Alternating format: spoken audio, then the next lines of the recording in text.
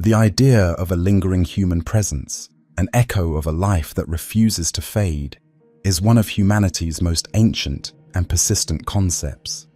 But the word ghost itself is a vessel, carrying a host of different meanings across countless cultures and histories. For the purpose of this inquiry, our definition must be precise. A ghost, as we will explore it, is the persisting consciousness, spirit, or soul of a deceased human being that remains perceptible in the world of the living. It is a remnant of a person, an individual identity bound by memory and place. This must be distinguished from the ancestor spirit. While both originate from the human dead, their function is often profoundly different. The ghost is frequently an anomaly, an intruder from the realm of the dead, its presence a sign of disruption, of a story left unfinished. In contrast, the ancestor spirit is often an integrated and essential part of the cosmic and social order, a source of wisdom and guidance, who is venerated, not feared, and who occupies a designated place within the structure of the community. Within the category of the ghost, further distinctions are necessary. We will encounter the revenant, a term for a spirit that returns from the dead, often with a physical, corporeal quality, to fulfill a specific, violent purpose, a ghost with a mission. We will also touch upon the poltergeist, a phenomenon defined by chaotic physical disturbances, objects thrown, noises made, a turbulent force whose origin is often debated as either a conscious spirit or a psychic projection of a living agent. Therefore, the scope of this documentary is deliberately focused. It is a cultural history of the human ghost and its many archetypes. We will not be exploring entities that are understood as fundamentally non-human, such as demons, or the nature spirits known as jinn. We will not delve into the separate folkloric traditions of reanimated physical bodies like the vampire. Our subject is the echo of the human soul, the story we tell ourselves about what happens when the dead refuse to be forgotten.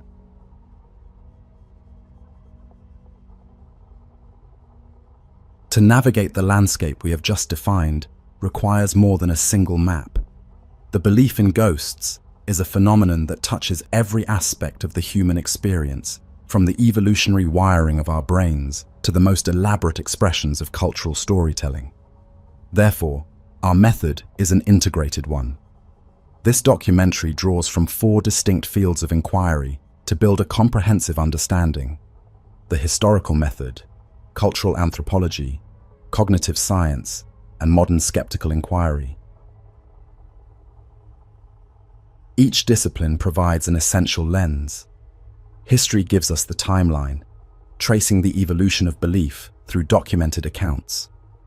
Anthropology offers the context, revealing how ghost stories function to maintain social order, process grief, or articulate anxieties. Cognitive science supplies the biological and psychological framework, explaining the mechanics of the brain that make us receptive to such experiences. Finally, skeptical inquiry provides a set of modern analytical tools, allowing us to test the claims that emerge when ancient beliefs meet contemporary technology.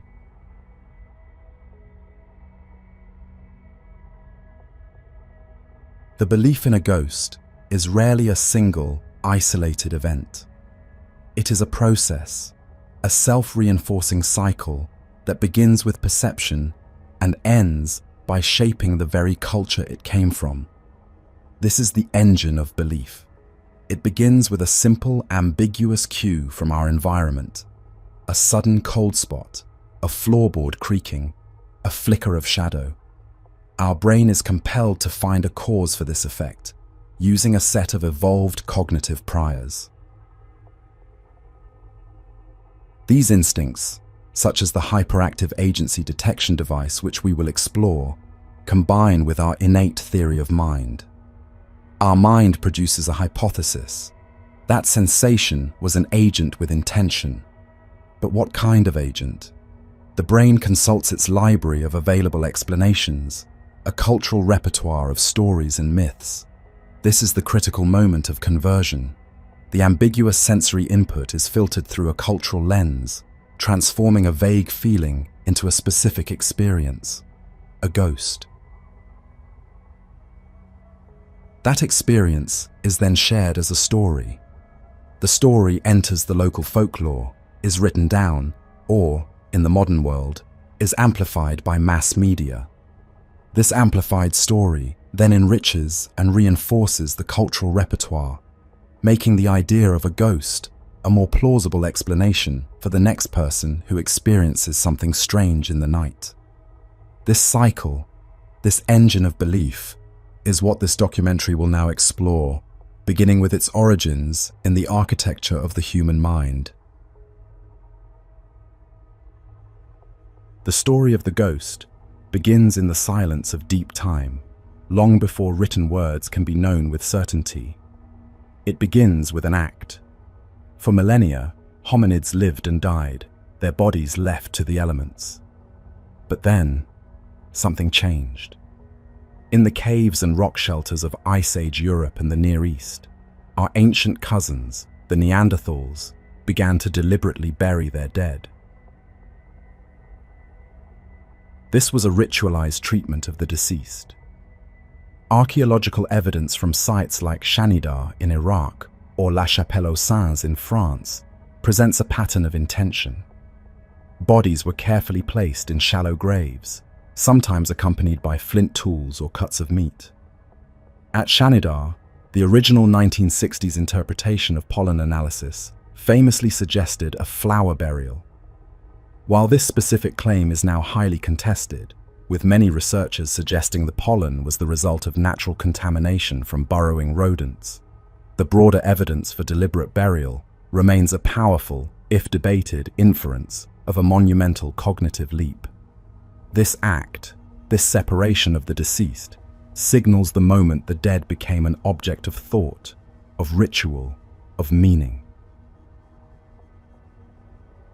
The practice was continued and elaborated upon by our direct ancestors, the Cro-Magnon people. Their burials display an even greater degree of symbolic investment. The famous burial known as the Red Lady of Paverland in Wales, so named for its covering of red ochre and an initial 19th century misidentification, was actually the remains of a young man interred with an ivory toolkit. At Sungir, near modern-day Moscow, 2 children were buried head-to-head, adorned with over 10,000 mammoth ivory beads, along with spears, daggers, and decorated discs. This was an immense expenditure of time and resources for people living a precarious existence. The creation of such grave goods and the performance of these rites served no practical survival purpose. Their function was purely symbolic. This deliberate, effortful, and artful treatment of the dead is the first and most tangible evidence we have for a change in the human mind. It signals the birth of a formal relationship with the deceased, the understanding that a person's significance does not end when their life does. This is the bedrock upon which every belief about an afterlife, every ghost story, and every ritual of remembrance would eventually be built. The effortful rituals of the first funerals beg a fundamental question: why? The answer is found in the evolution of the mind that dug the grave. The critical capacity is known as theory of mind, the intuitive understanding that other beings have minds, intentions, beliefs, and desires of their own. It is the tool that allows us to cooperate, to empathize, to deceive, and to build complex social structures. We infer the why of a person's movement. We understand the mind behind the action. This ability was the single greatest asset in the human toolkit. A hunter who could accurately predict what his prey or his rival was thinking conferred a distinct survival advantage. Over countless generations, this capacity for social reasoning became one of the brain's core functions. This tool, so perfectly adapted for navigating the world of the living, had an unintended and revolutionary consequence. It continued to operate when confronted with the dead. Our theory of mind, built to understand the intentions of the living, didn't shut down when faced with the dead. The brain's social circuits kept running, creating a paradox. The body was inert, but the idea of the person, their mind, remained active in our thoughts. This created the space for a new, intuitive leap, the assumption that a mind could exist without a body. The first ghost was a cognitive byproduct, an echo generated by the machinery of our own social intelligence. It was the brain's best guess in a new and terrifying situation. The idea of a disembodied consciousness, of a person who is still a person even after their body has failed, was born. This framework forms a central pillar of the modern academic field, known as the cognitive science of religion. Thinkers in this field, like the anthropologist Pascal Boyer, argue that the most successful supernatural concepts are minimally counterintuitive. They posit agents who are much like us. They have thoughts and memories, but they violate one or two basic physical assumptions. A person who can walk through walls, or who continues to exist after death, is strange enough to be memorable, yet familiar enough to be reasoned about. Our brains are primed to pay attention to these concepts. Others, like the psychologist Justin Barrett, have developed the idea of the hyperactive agency detection device, or HADD. This is the cognitive reflex we will explore in detail, the tendency to attribute agency and intention to ambiguous stimuli. These frameworks suggest that belief in supernatural agents is a natural outgrowth of our standard cognitive equipment. The human brain is a belief-making machine. Given this hardware, the concept of a soul that can outlast the body is the default assumption. It is the path of least cognitive resistance. If the brain's cognitive architecture provides the hardware for belief, then the universal human experience of grief provides the emotional software. The death of a loved one creates a violent tear in our social fabric, an absence that the mind struggles to process. The person is gone, but our internal representation of them, the vast, intricate network of memories, emotional attachments, and expectations, remains fully intact. The brain does not simply delete this file, it continues to run the program. We continue to have conversations with the dead in our minds. We anticipate their reactions, hear their voice, and feel their presence in familiar rooms. This is a fundamental part of how we process loss. Modern psychology has a term for this: continuing bonds. It describes the process of maintaining a connection with the deceased by integrating their memory into our ongoing lives. This internal relationship is the ghost inside of us, the echo in our own neural pathways. For many, this internal experience can spill over into external perception. These post-bereavement visitations, or hallucinations, are a common and non-pathological feature of acute grief. An individual might hear the deceased's voice call their name, catch a fleeting glimpse of them in a crowd, or smell their familiar perfume. These are not typically frightening encounters. On the contrary, studies of the bereaved show they are often reported as intensely comforting, a reassurance that the bond has not been completely severed.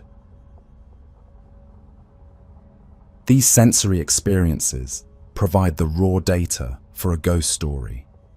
The internal, psychological ghost, the vivid echo of memory and love. is momentarily projected outward, creating a perceived event in the real world.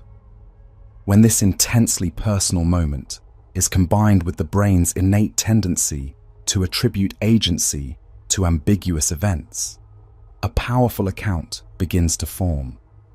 The comforting feeling of a loved one's presence becomes the template for the external apparition. The ghost story, in its most elemental form, is the story of our refusal to let go. It is the language we have developed to speak about the bond that death itself cannot seem to break. If our brain is an engine for belief, then its ignition switch is a cognitive tool that scholars refer to as HADD. This is a baseline operational tendency of the mind. It is the instinct to attribute agency, the quality of having intentions and awareness, to ambiguous sounds, shapes, and events, especially when information is limited and the stakes are high. It is one of the most fundamental components of our evolutionary survival kit. For our distant ancestors, the world was an arena of constant, lethal threats.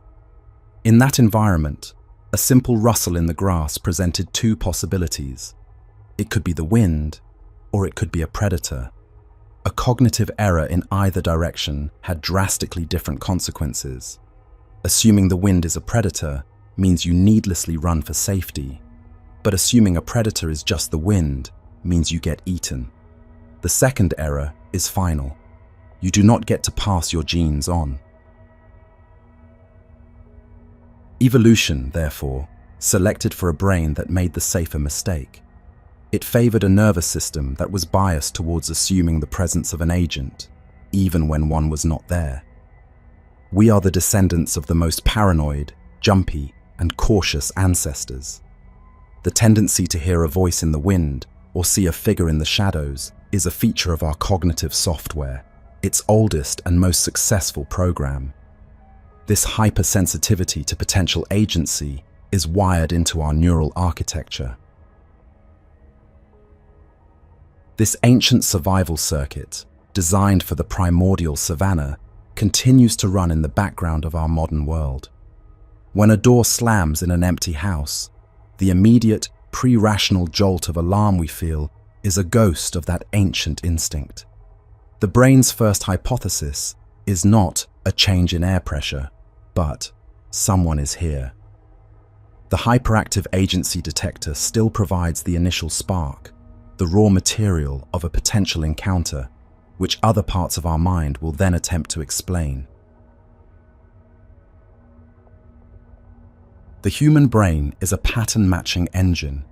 It is an organ that evolved to make sense of a chaotic world by finding signals in the noise. One of the most common expressions of this drive is pareidolia, the tendency to perceive a specific, often meaningful image in a random or ambiguous visual pattern. We see a man on the moon, animals in the clouds, or a face in the knotted bark of a tree. This is a feature of our advanced processing, a consequence of its design. Our brains are active interpreters, constantly making predictions and testing hypotheses against incoming data. Within this system, one pattern is given the highest possible priority, the human face. From birth, we are wired to find and focus on faces, a critical skill for recognizing kin, discerning friend from foe, and reading emotional cues. The neural circuits dedicated to this task are so sensitive and so automatic that they will impose a facial pattern onto almost any visual stimulus that has a passing resemblance. This hardwired predisposition for facial recognition is a gift in the social world. When applied to the ambiguous data of a potential haunting, it becomes a powerful creative force. The play of light and shadow in a dusty room, the condensation on a cold window pane, the digital noise in a low-light photograph. Our brain's facial recognition system takes this visual static and resolves it into the one pattern it is most determined to find. It finds a face. This is the mechanism that gives the formless dread of a presence a specific identity. The fleeting glimpse of a figure in a dark hallway or the sorrowful face staring back from a frosted window is often the product of pareidolia.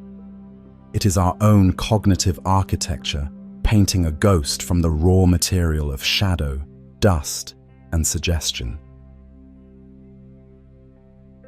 Pareidolia's sibling concept is apophenia, the tendency to perceive meaningful connections between unrelated things. If pareidolia creates a face from the static, apophenia finds a story in the randomness. It is the universal human impulse to construct narratives and find causality where none exists, a trait that is fundamental to how we make sense of the world. Our minds abhor a vacuum of meaning.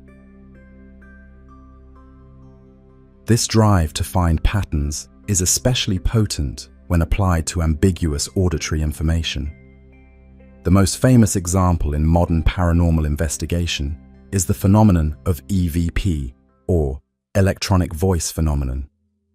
This involves listening to hours of random audio static recorded in a supposedly haunted location in the hopes of finding a disembodied voice. The brain, primed by suggestion and straining to find a signal, will latch onto any fragment of sound that vaguely resembles a word. The hiss of a radiator, the interference from a distant radio station, the simple randomness of white noise.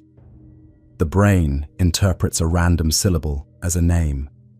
It interprets a burst of static as a full sentence. This is auditory pareidolia, the brain imposing the familiar pattern of human language onto the chaos of random sound. If the hyperactive agency detector provides the initial spark of alarm, then these pattern-matching systems are the artists that give that spark a form. They take the vague feeling of someone is here and give that someone a face, a shape, and a voice. They are the cognitive tools that build a ghost from the ground up, transforming random sensory data into a coherent and terrifying personal experience. The feeling of a haunting can be more fundamental than a misinterpreted sight or sound. It is the distinct and often unsettling sensation of a presence, the feeling that you are not alone in a room. This experience, reported by countless people in allegedly haunted locations, has objective neurological correlates. The feeling of a sensed presence is strongly associated with specific patterns of neuronal activity, particularly within the temporal lobes of the brain. The temporal lobes are a crossroads of the brain, responsible for processing memory, language, and auditory input. They help construct our sense of self and our awareness of our body's position in space. For decades, neurologists have known that individuals with temporal lobe epilepsy sometimes report vivid paranormal experiences as part of their seizures. These can include out-of-body sensations, hearing disembodied voices, or feeling the undeniable presence of another being in the room. This established a direct link. A specific kind of brain activity could generate the raw sensations of a haunting. These experiences are a known feature of certain medical conditions. In healthy individuals, it is hypothesized that transient, low-level electrical instabilities in the temporal lobes can be triggered by a range of factors. Stress, exhaustion, or low blood sugar can create momentary disruptions in this critical brain region. The result is a brief desynchronization in the brain's sense of self, a cognitive hiccup where the brain's projection of me is duplicated. The brain interprets its own duplicated signal as an external entity. It perceives a you that is not you. This can manifest as the feeling of a shadow person mimicking your movements just out of sight, or the simple, chilling certainty that someone is standing right behind you. It is a neurological ghost, a brief but convincing hallucination of the self, generated by the physical mechanics of the brain. The attempt to artificially induce these states became the focus of a famous series of experiments in the 1980s by neuroscientist Michael Persinger. He developed a device, popularly known as the God helmet, which applied weak, complex magnetic fields to the temporal lobes of volunteers. Persinger reported that a significant percentage of participants described experiences that mapped directly onto common paranormal and mystical reports, including the feeling of a sensed presence. Persinger's work proposed that many paranormal encounters could be explained by naturally occurring fluctuations in geomagnetic fields. However, his findings have proven notoriously difficult to replicate. Subsequent studies have largely failed to reproduce his results, and his conclusions are now widely considered by the scientific community to be a likely product of suggestion and flawed experimental design, not a proven phenomenon. The God helmet controversy itself is revealing. While the device's efficacy is highly disputed, the very existence of the experiment shows how far neuroscience has come in mapping the territory of belief. The core principle, that specific physical states within the brain can produce the subjective experience of a presence, remains a valid area of study. Of all the experiences attributed to ghosts, one is remarkably consistent across centuries and cultures. It is the story of the bedroom intruder. The victim awakens in the dead of night, their mind fully alert, to find they are completely paralyzed, unable to move or scream. A crushing pressure descends on their chest, and a malevolent figure, a demon, a hag, or a shadowy ghost, is seen in the room, watching, waiting, or pressing down upon them. This account is a direct description of a well-documented physiological state, sleep paralysis.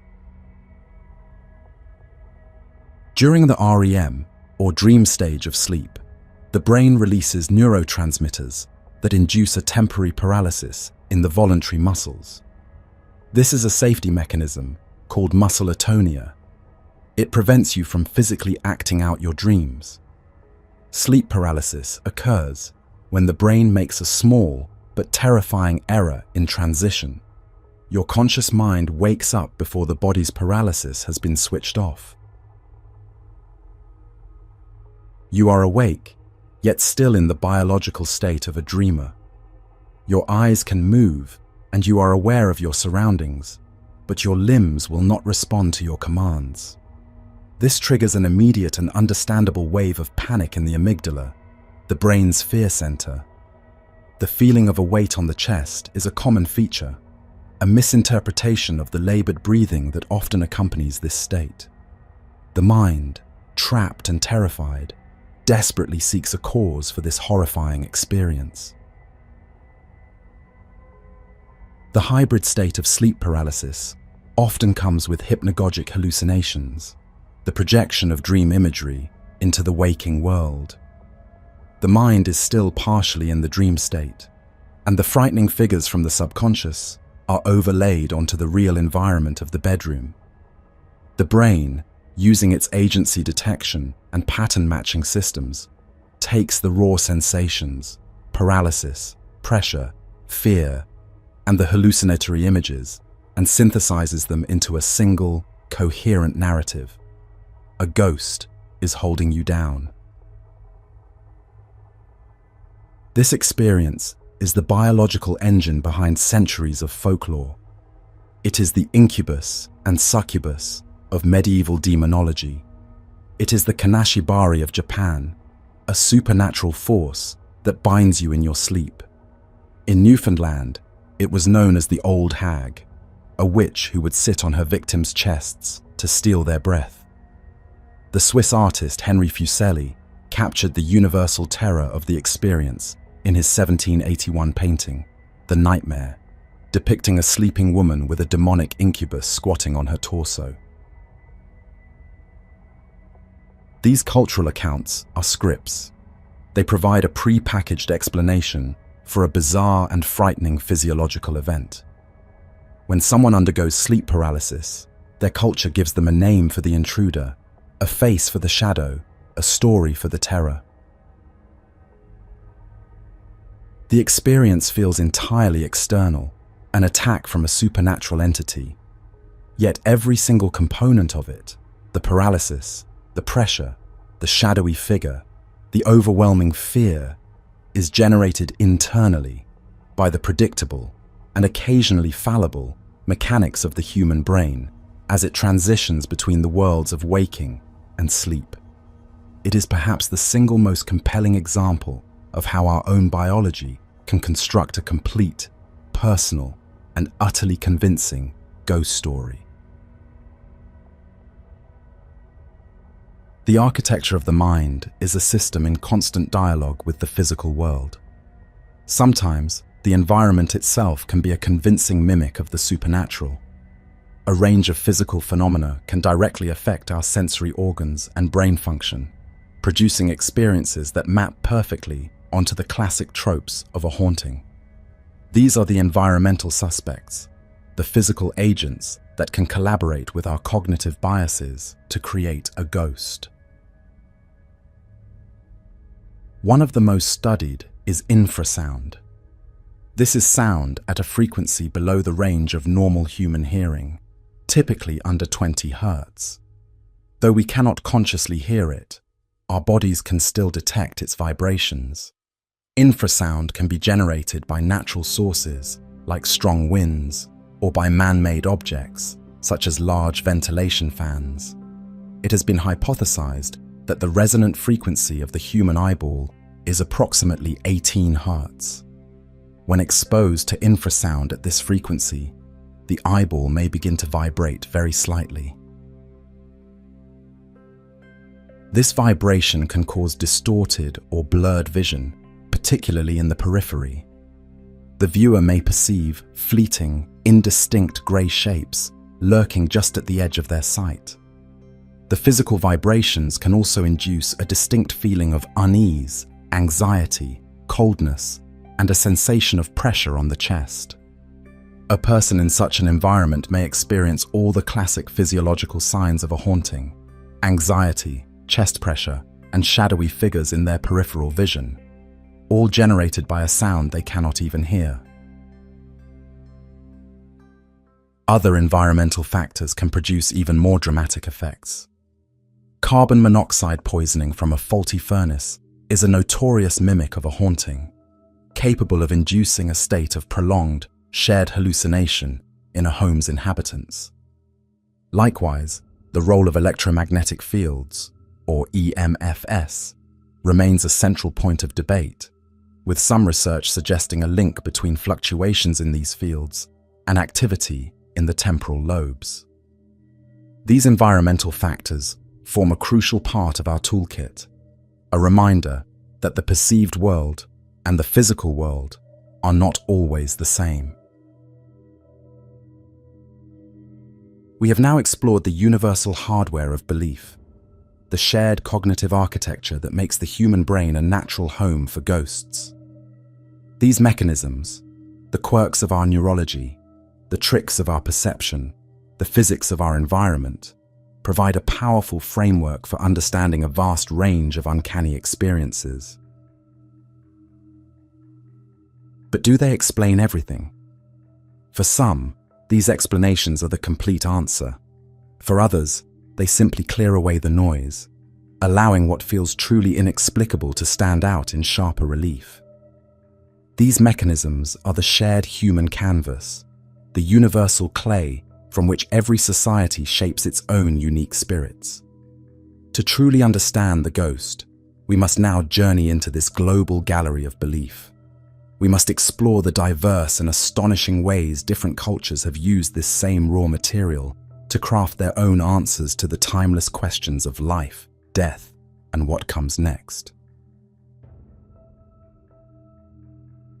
Our journey into this global gallery of belief begins with a civilization that engineered one of the most elaborate and orderly afterlives in human history: ancient Egypt.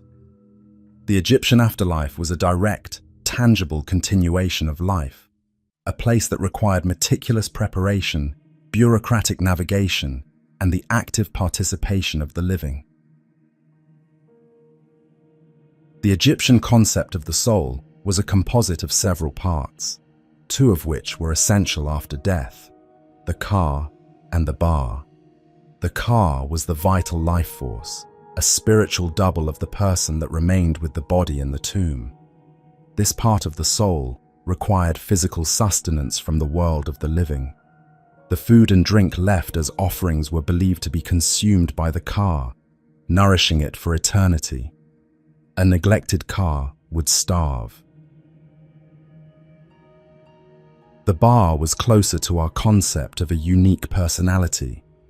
Depicted as a human-headed bird, the ba was the mobile part of the soul, the part that could leave the tomb during the day to travel among the living, and was expected to return to the mummified body each night.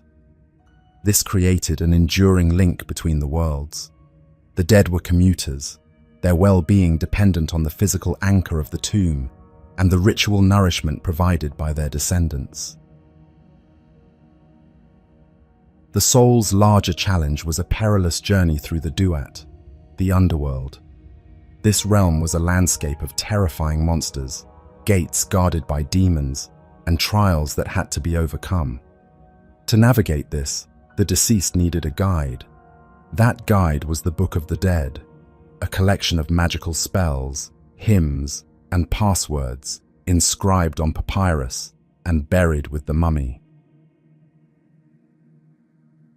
The Book of the Dead was an essential tool for a journey that culminated in a final, bureaucratic trial: the weighing of the heart. The deceased was led by the god Anubis into the Hall of Two Truths and made to stand before 42 divine judges. Here, they would recite the negative confession, declaring all the sins they had not committed in life. Their heart, believed to be the seat of their conscience, was then placed on one side of a great scale, balanced against the single, pure white feather of Ma'at, the goddess of truth and cosmic order. If the heart was heavy with sin, it would outweigh the feather. The deceased would be judged unworthy, and their heart would be thrown to the monstrous goddess Amit, the devourer of the dead, to be consumed. This was the ultimate annihilation, a second and final death from which there was no recovery. But if the heart was light and balanced against the feather, the deceased was declared true of voice. They would be presented to Osiris, the lord of the underworld, and welcomed into the field of reeds, a perfect, idealized version of the Egypt they had known in life. Here, they would live for eternity, but their connection to the world of the living remained. The Egyptian honored dead were retired citizens of the cosmos. Their eternal comfort was a shared responsibility, their status a testament to a life well lived and a family that did not forget its obligations. The Egyptian model established a formal, transactional relationship with the dead, who resided in an entirely separate realm. Our journey now takes us to a different understanding of the honored dead, one found in the cosmology of the Yoruba people of West Africa. Here, the line between the living and the dead is a permeable veil. The ancestors are the very foundation of the community's spiritual life, active and present forces who continue to participate in the world they left behind. In the Yoruba worldview, the universe is a continuum of power and consciousness, flowing from a supreme creator down through the deities, or Orisa, and then to the ancestors. There is a distinction made between two primary types of honored dead. First are the family ancestors, the direct lineage of a given household, who are looked to for guidance, protection, and blessings. Second are the deified ancestors, legendary historical figures who were so exceptional in life that after death they became a Raisa themselves, venerated by the entire community. This relationship is an active, reciprocal, and daily conversation. Ancestors are consulted for major decisions, their names are invoked for blessings, and offerings are made to them as a sign of respect and remembrance.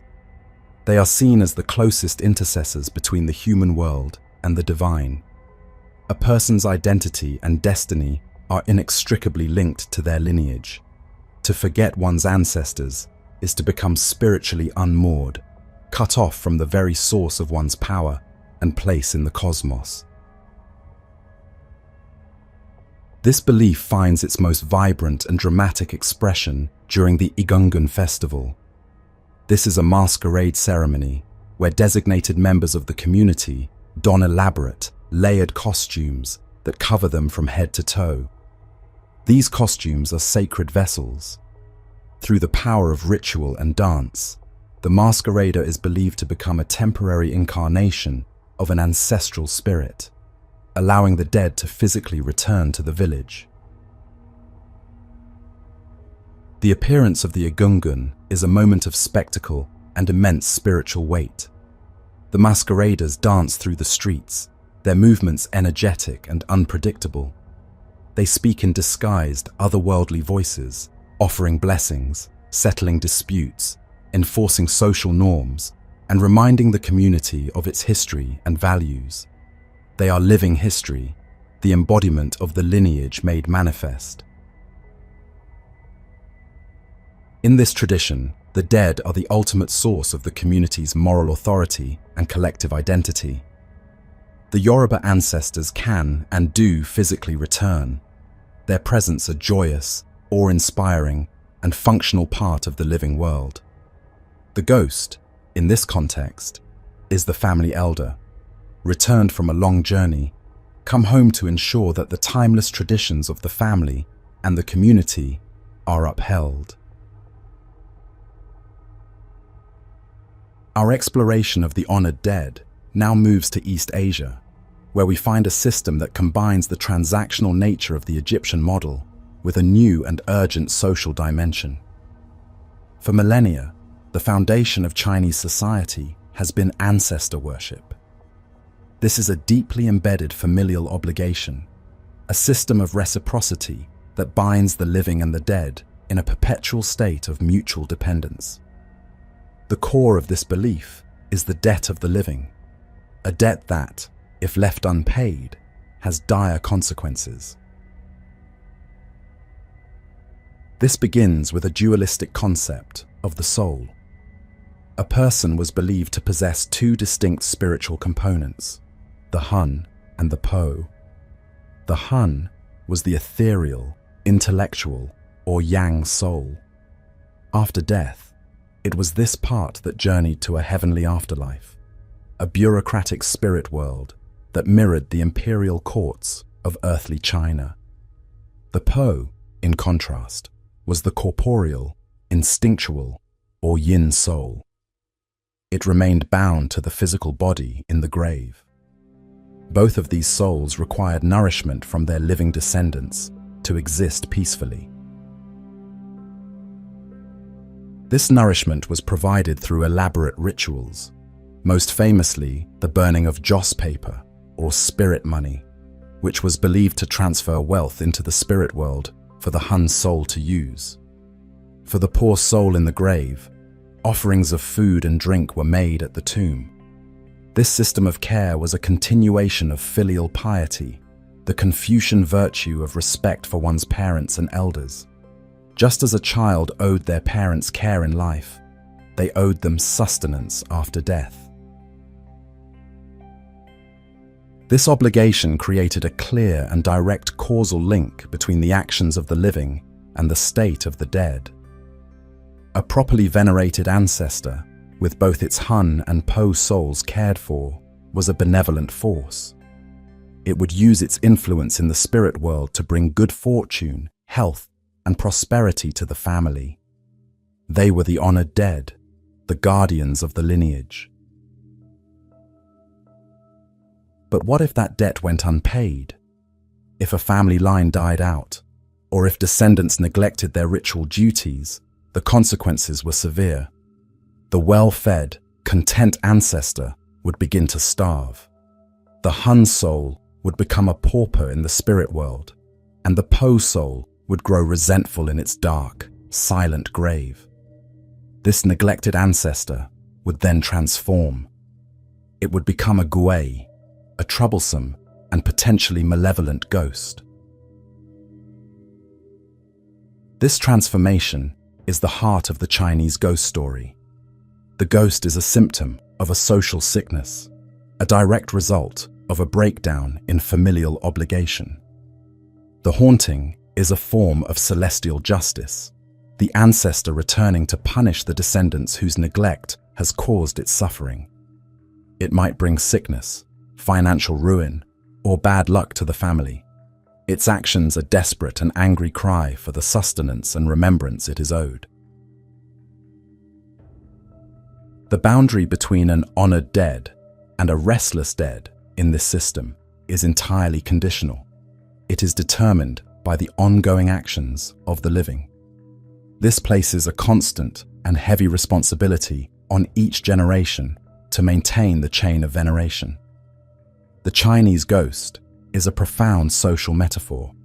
It is a portrait of a relationship broken, a sacred duty forgotten, and a reminder that the dead have no one to care for them but the living. The relationship with the dead in ancient Rome was a matter of familial obligation and social stability. The well-being of the household was believed to be directly linked to the proper veneration of a complex trio of domestic spirits. Forgetting them, or failing in one's duties, was an invitation for cosmic disorder to enter the home. At the heart of this system were the honored dead, known as the manes. These were the collective spirits of the family's ancestors, seen as benevolent and protective powers, so long as they were remembered and honored with offerings during festivals. Working alongside the manes were the lares, the guardian deities of the household. Their exact origin is debated, but they were treated as beloved members of the family, their statuettes kept in a dedicated shrine called the lararium. Every day, the family would make offerings of food, incense, or wine to the lares, ensuring their continued protection over the home, the property, and all who lived within it. The manes and the lares together formed a spiritual shield, a testament to the idea that a well-managed household was one where the ancestors and guardian spirits were content. However, this state of harmony was conditional. The Roman worldview also accounted for the dead who were not honored, or who had met a violent or untimely end. These were the lemures. The lemures were spirits of the restless and unremembered dead. They were feared entities, seen as vengeful, wandering ghosts who brought misfortune and terror to the living. They were the direct consequence of a breakdown in ritual duty. This created a sharp and clear dichotomy, a universal tension that we see mirrored across cultures. The dead could be a source of comfort or terror, their disposition determined entirely by the actions and remembrance of the living.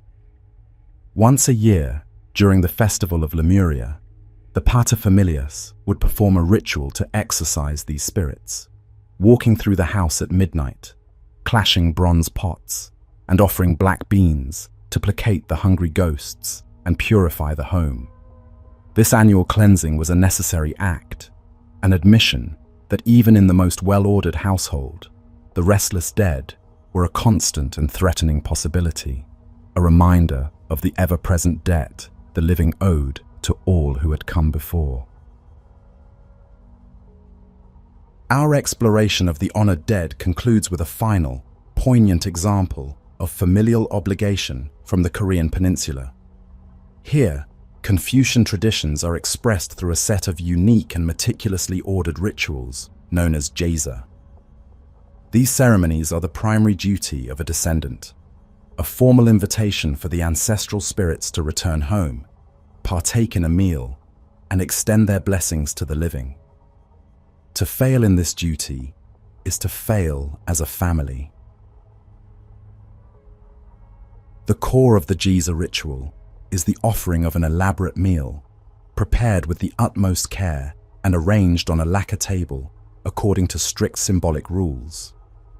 Each dish, its position on the table, and the direction it faces holds a specific meaning, designed to show the highest form of respect to the returning spirits.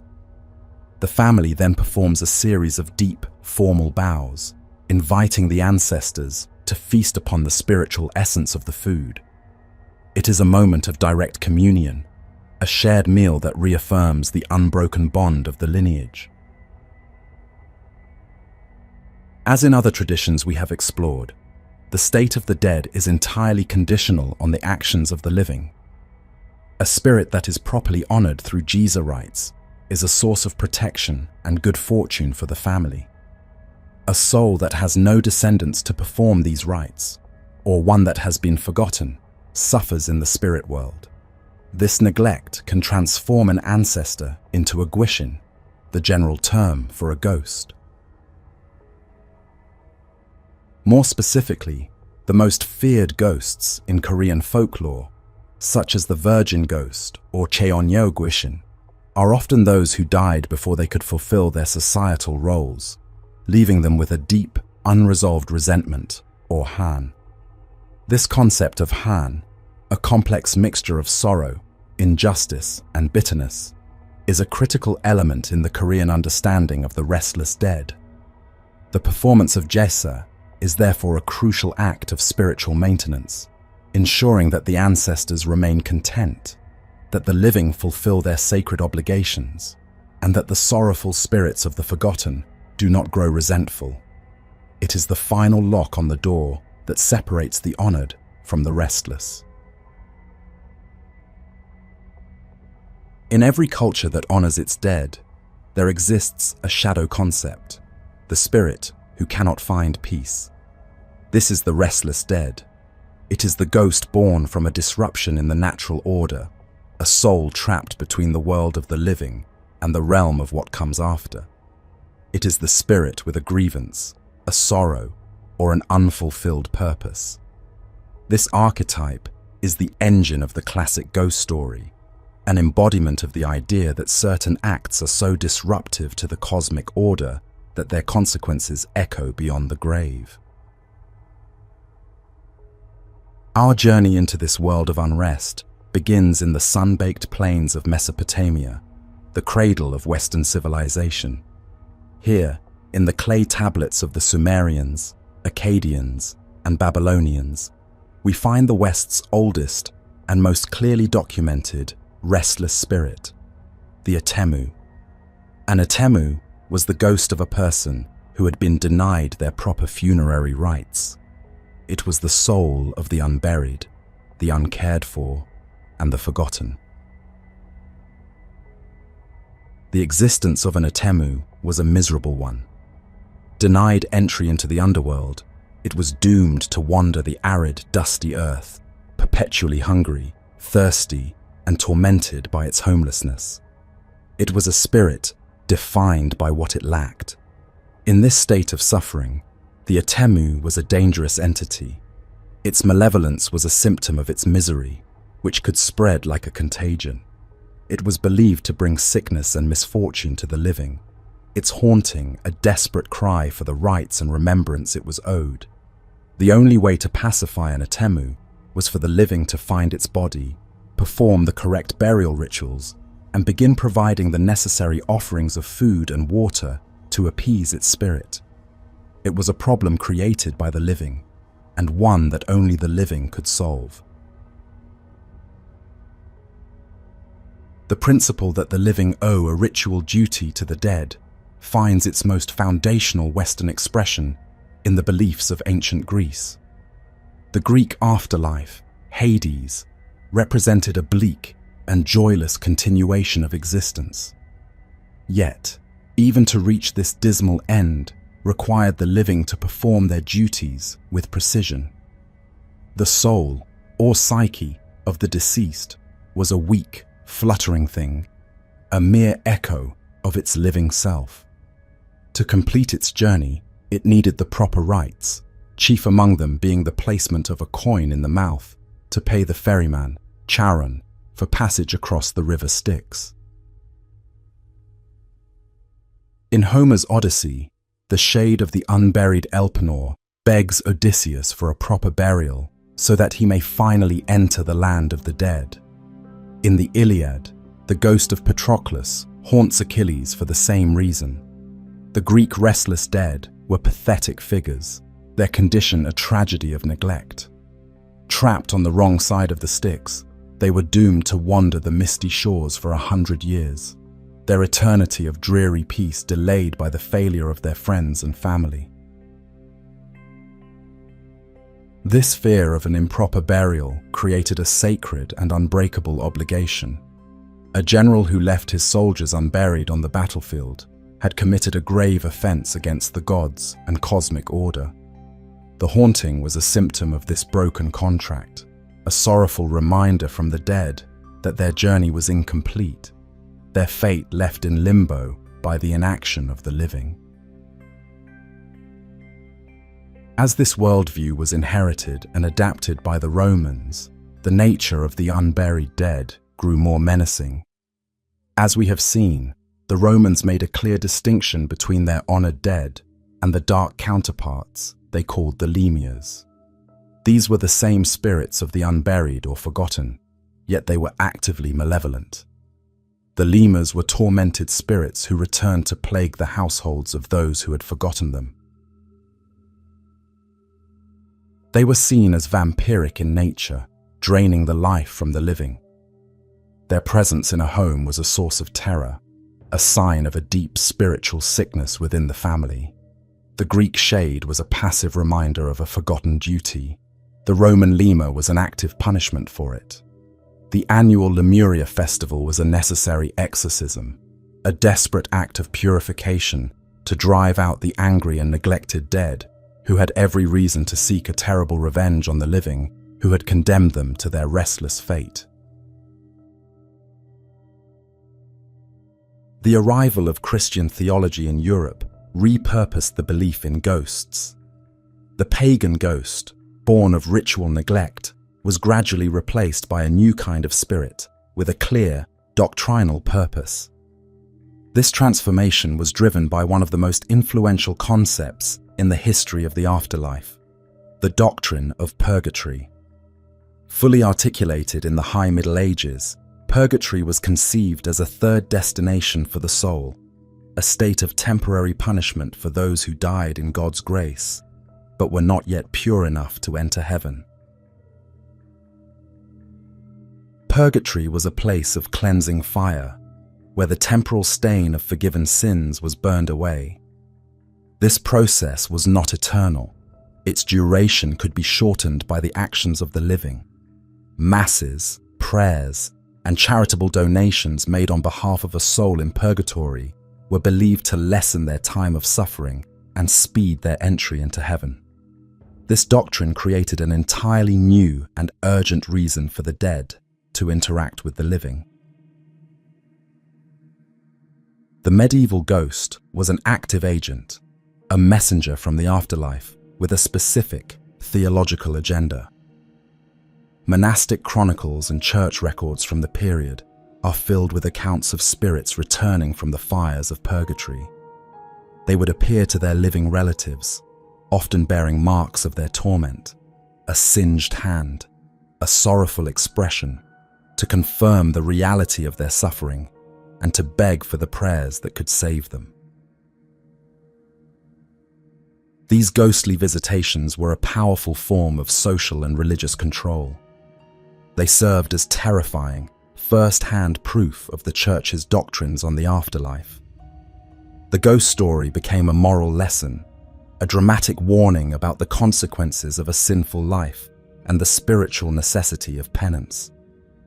The ghost itself was transformed from a symptom of ritual failure into a direct participant in the economy of salvation. The nature of these encounters was often specific and transactional. A ghost might appear to demand that a debt be paid, a piece of land be returned to the church, or that a specific number of masses be said in its name. Once the living fulfilled this request, the ghost would often appear a final time, now radiant and healed, to announce that its period of torment was over and it was ascending to heaven. These stories reinforced the power of the clergy as the sole mediators who could perform the rituals necessary to aid the dead. This purgatorial framework dominated the European understanding of ghosts for centuries. It provided a complete and coherent explanation for why a spirit might return. The ghost was reframed as a suffering family member to be pitied and assisted, an object of compassion rather than a monster of terror.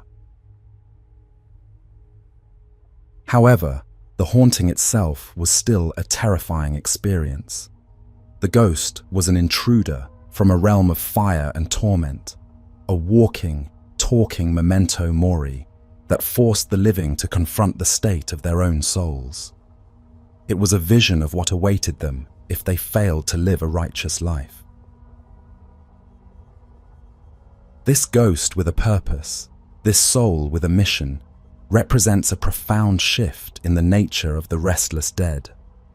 The reason for its restlessness was now internal, the stain of sin on the soul itself. The solution was no longer a simple act of burial, but a complex series of religious rituals and financial transactions, a system that would come to define the spiritual landscape of the Middle Ages. The economy of salvation built around the purgatorial ghost was a closed, coherent system. In the early 16th century, that system was shattered. The theological revolution, known as the Protestant Reformation, initiated by figures like Martin Luther, took an axe to the very foundations of the medieval afterlife. Central to their critique was the doctrine of purgatory itself, which they argued was an unbiblical invention. For the reformers, the soul's journey was a starker choice. Upon death, one went directly to heaven or to hell. There was no third option. This theological schism had a cataclysmic effect on the nature of the European ghost. If purgatory did not exist, then the sorrowful spirit begging for masses and prayers could not be a suffering relative. So what was it? Protestant theologians offered two possibilities.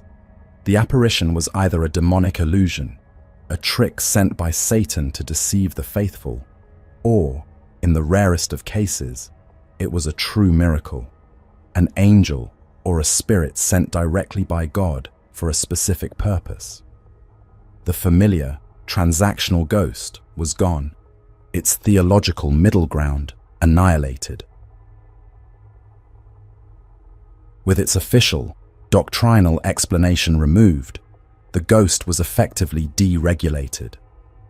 The vacuum left by the abolition of purgatory was quickly filled by the resurgence of older, pre-Christian folk beliefs.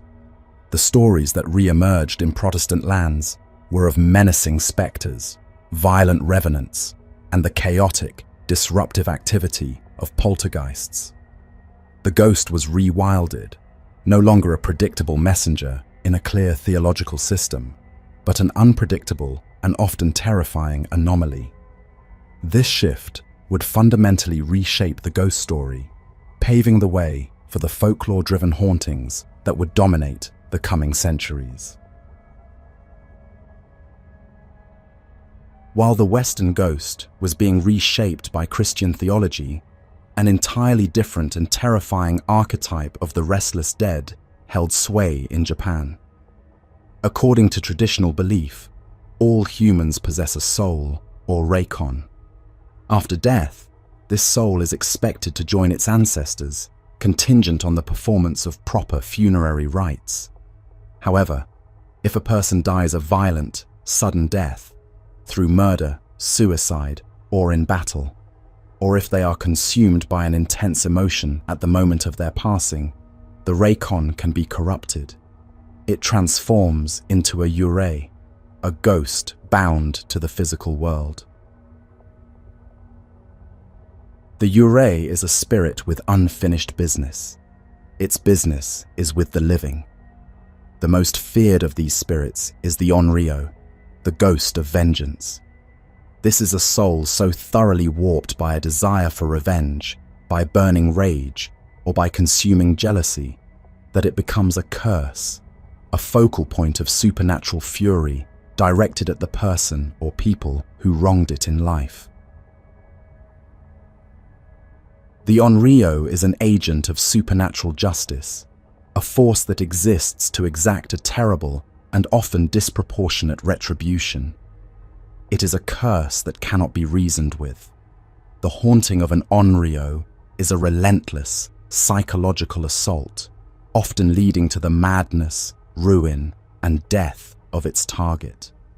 In these stories, the suffering of the ghost is so great that it can only be absolved by inflicting an equal or greater suffering on its tormentors. This ghost of vengeance is almost always depicted as female. The archetypal onryo is a woman who was betrayed, abused, or murdered by a husband or lover. Powerless in life, she returns from death with unstoppable supernatural agency. In the logic of the story, her vengeance is seen as a correction of a cosmic imbalance, a terrifying expression of the rage of the disenfranchised, returned from beyond the grave to claim its justice. The most famous of these tales is Yotsuya Kaidan, the story of Oiwa, a faithful wife who is disfigured by poison and then murdered by her ambitious samurai husband. She returns from the dead as a terrifying onryo, her disfigured face appearing everywhere, in lanterns, in dreams, in the faces of others, hounding her husband and his new bride until she has driven them to madness and a bloody, violent end. The story of Oiwa became one of the most popular plays in the repertoire of kabuki theatre. It was on the kabuki stage in the Edo period that the definitive visual language of the Japanese ghost was codified. The white burial kimono, the long, black, unkempt hair, the pale white face with indigo makeup, and the lack of feet, this entire visual ensemble was a theatrical invention designed to instantly signal a character's supernatural status to the audience. This theatrical image became so ingrained in the culture that it shaped how people imagined ghosts for generations. Here we see a key principle in practice. A folkloric concept, amplified by mass media, becomes the definitive cultural image. The onryo represents a fundamental truth of the restless dead. It is a story about the terrible persistence of memory and the idea that some wounds, particularly those of betrayal and injustice, are so grievous that not even death can heal them.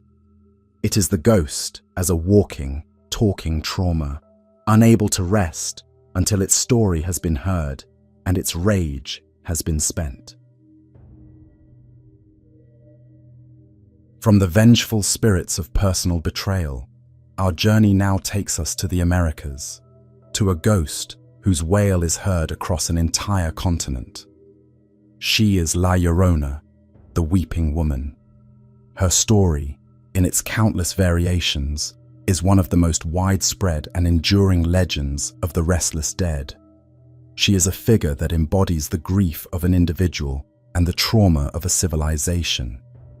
In her sorrow, we find a complex tapestry of themes: a mother's guilt, a woman's rage, and the deep, unhealed wounds of history. The core of the legend is brutally simple. A beautiful woman, often named Maria, is betrayed by her lover or husband, typically a wealthy Spanish nobleman, who abandons her for a woman of higher status. In a fit of consuming rage and despair, she takes her own children to the river and drowns them. The horror of her act becomes instantly clear. Her soul is then denied entry into the afterlife until she can find the children she murdered. For eternity, she is doomed to wander the earth near bodies of water, weeping and crying out, "Ay, mis hijos, oh my children." At its most direct level, the story of La Llorona functions as a powerful cautionary tale. It is a terrifying moral warning against the sins of jealousy and uncontrollable rage. More practically, it serves as a classic boogeyman account, a story told to frighten children into behaving, specifically to keep them from wandering near dangerous rivers or canals after dark, lest the weeping woman mistake them for her own and drag them to a watery grave. But the legend's true power lies in its deeper allegorical connection to the historical trauma of the Spanish conquest. In this interpretation, La Llorona is the spectre of the indigenous cultures of the Americas. The nobleman who betrays her is the Spanish conquistador, and the children she drowns are the mixed race, or mestizo, people she creates with him, a generation born from a violent and unequal union. In many versions, the figure of La Llorona is explicitly conflated with a real historical person, La Malinche, the Nahua woman who served as the interpreter, advisor, and consort to Hernán Cortés. For centuries, La Malinche was viewed as a traitor to her people, the woman who helped the Spanish conquer the Aztec Empire. In the legend, her weeping becomes the weeping for a lost world, her murdered children, a symbol of the indigenous civilizations destroyed in the wake of the conquest. She is the ghost of a mother who has betrayed her own. In the modern era, the figure has been re-examined, sometimes recast as a more sympathetic character. Feminist interpretations see her as a victim of a patriarchal society, a woman driven to an unthinkable act by the betrayal and abandonment of a powerful man. Her rage is a justified, if tragic, response to oppression. La Llorona is therefore a spirit of extraordinary complexity. She is at once a monster and a grieving mother, a cautionary tale and a historical allegory, a symbol of betrayal and an icon of female rage. Her unending search is the search for an identity that was lost, for a generation that was abandoned. The chilling sound of her weeping, carried on the wind and down through the centuries, is the sound of a trauma that has never been fully resolved, the restless ghost of an entire continent's violent birth. The spirits we have encountered thus far have been largely incorporeal entities who haunt through fear and psychological torment. Our global grammar of the restless dead, however, includes another, more physically terrifying archetype, the corporeal revenant. This is the spirit that reanimates its own dead body. It is the walking corpse, a creature that blurs the line between a ghost and a monster. The quintessential example of this is the Draugr of Norse saga literature. The Draugr was typically a powerful and greedy warrior in life who refused to accept the finality of death. After burial, he would reawaken in his tomb, possessing supernatural strength, the ability to shapeshift, and an undiminished, malevolent will. The Draugr did not pass into an afterlife. It remained, jealously guarding the treasure buried with it, and emerging from its barrow at night to wreak havoc on the living. The threat of a Draugr was brutally physical. They could crush a man to death, drive people mad with their terrifying shrieks, and spread pestilence. To defeat a Draugr was a matter of physical combat. A hero would have to enter the burial mound, wrestle the animated corpse back into submission, and often decapitate it or burn the body to ashes to ensure it could not rise again. This was a battle, not an exorcism. This concept of a physically dangerous, reanimated corpse is also found in Slavic folklore, where it forms the direct root of the modern vampire. The Slavic upior was the spirit of a person who had died an unnatural death or was a sorcerer in life. It would rise from its grave as a corporeal entity to drink the blood of the living and spread disease. The methods for stopping it were similarly physical: staking, decapitation, and cremation. These traditions present a starkly different vision of the restless dead. They are monstrous violations of the natural order, their existence a physical plague upon the living that required a physical, and often violent, solution. In the cosmologies we have explored, the spirit world and the natural world are largely separate domains. A ghost is a human soul that intrudes upon the physical landscape. We now turn to a worldview where the spiritual is an intrinsic, inseparable quality of the landscape itself. This is the animistic perspective, and its most profound expression is found in the spiritual traditions of the indigenous peoples of Australia. Here, a haunting is the constant, living presence of the sacred in the land. This begins with the foundational concept of the dreaming. The dreaming is a timeless, creative era when great ancestral beings, often in the form of colossal animals or humans, traveled across a formless, barren earth. Through their actions, their journeys, their battles, their songs, they shaped the physical world we know today. They carved out the rivers, raised the mountains, and created all living things. When their work was done, these ancestral beings did not leave. They transformed into the landscape itself. A particular rock formation is the fossilized body of a slumbering ancestor. A waterhole is the place where another disappeared into the earth.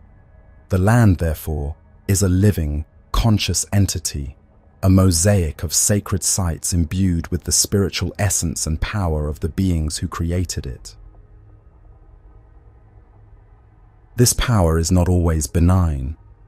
Aboriginal folklore is populated by a vast array of spirits tied to specific places. The fearsome bunyip is a creature said to lurk in waterholes, swamps, and riverbeds, a dangerous guardian of its domain. Other spirits inhabit the woods, the rocks, and the desert. To travel through the land is to travel through a complex spiritual geography. To disrespect a sacred site is to risk the wrath of the powerful, eternal being whose body that site represents. In this worldview, the land is always watching. It remembers everything. The spiritual traditions of the indigenous peoples of the Americas are immensely diverse, yet many share a core animistic belief that all things possess a life force. Our focus now turns to the Navajo, or Diné, people of the American Southwest, whose beliefs present a unique model of the relationship between death, the spirit, and the land. In the Navajo worldview, the primary spiritual danger after death is the toxic residue that a human life leaves behind. This residue is known as the chindi. The chindi is composed of all the negative aspects of a person's life, their failures, their anger, their regrets. Upon their final breath, this spiritual remnant is released and infects the place of death. It is a malevolent, polluting force that clings to the body and the deceased's possessions. The person's higher, benevolent spirit has moved on. The chindi is the spiritual poison left in their wake. Contact with a chindi is considered extraordinarily dangerous. It is believed to cause a culturally recognized syndrome known as ghost sickness. The symptoms are both psychological and physical: depression, weakness, anxiety, and persistent nightmares. It is a state of spiritual imbalance and contamination caused by proximity to the negative energy of the dead. This belief necessitates a series of strict avoidance protocols. To prevent contamination, the name of the deceased is not spoken. Their body is buried quickly, and the personal possessions they treasured most are often buried with them, lest the chindi cling to them. The most dramatic consequence of this belief relates to the place of death itself. A traditional Navajo hogan, where a death has occurred, is considered permanently contaminated by the chindi. The structure is abandoned, its entrance is sealed, and it is sometimes burned to purify the ground. It becomes a ghost house, a monument to the dangerous power of the negative spiritual residue left behind. In much of Southeast Asia, a different animistic principle applies. Here, the land is understood to have its own native inhabitants, its own pre-existing population of nature spirits. These spirits are the true owners of the land, and any human who wishes to build a home or a business upon it is a guest, an intruder who must first ask permission and then provide for the comfort of their unseen landlords. This belief is given physical form in the ubiquitous practice of erecting spirit houses. In Thailand, these are known as san phra phum. They are miniature palaces, often ornate and beautiful, placed in the most auspicious corner of a property. This is a functional act of spiritual real estate. By building a beautiful new home for the spirits of the land, the human inhabitants ensure that the spirits will not be angered by the construction of the larger human home. The spirit house is a formal invitation for the local fae, or spirits, to move into a comfortable dwelling of their own. This is a diplomatic arrangement, a contract of coexistence. The spirits, if kept happy with a comfortable home and daily offerings of food, drink, and incense, will become protective guardians of the property. They are the local security force, warding off malevolent ghosts and bringing good fortune to the human inhabitants. They are territorial, and by honoring them, you place yourself under their protection. If the spirits are neglected or disrespected, the contract is broken. A forgotten spirit house, with no offerings, will be abandoned. The angered spirit, now effectively homeless, may take up residence in the main house, where it becomes a source of trouble and misfortune. It can cause sickness, accidents, or financial problems. The haunting, in this context, is a direct result of failed diplomacy. It is the spirit world's version of an eviction notice, a clear and dangerous signal that the human tenants have failed to honor their lease with the true owners of the land. Our journey through the world's animistic traditions concludes in the vast oceanic realm of Polynesia. Here, among cultures like the Maori of New Zealand, we find a worldview that elegantly weaves together the veneration of ancestors with the concept of a sacred, spirit-filled landscape. The key to this synthesis is the powerful concept of tapu, a state of sacred prohibition.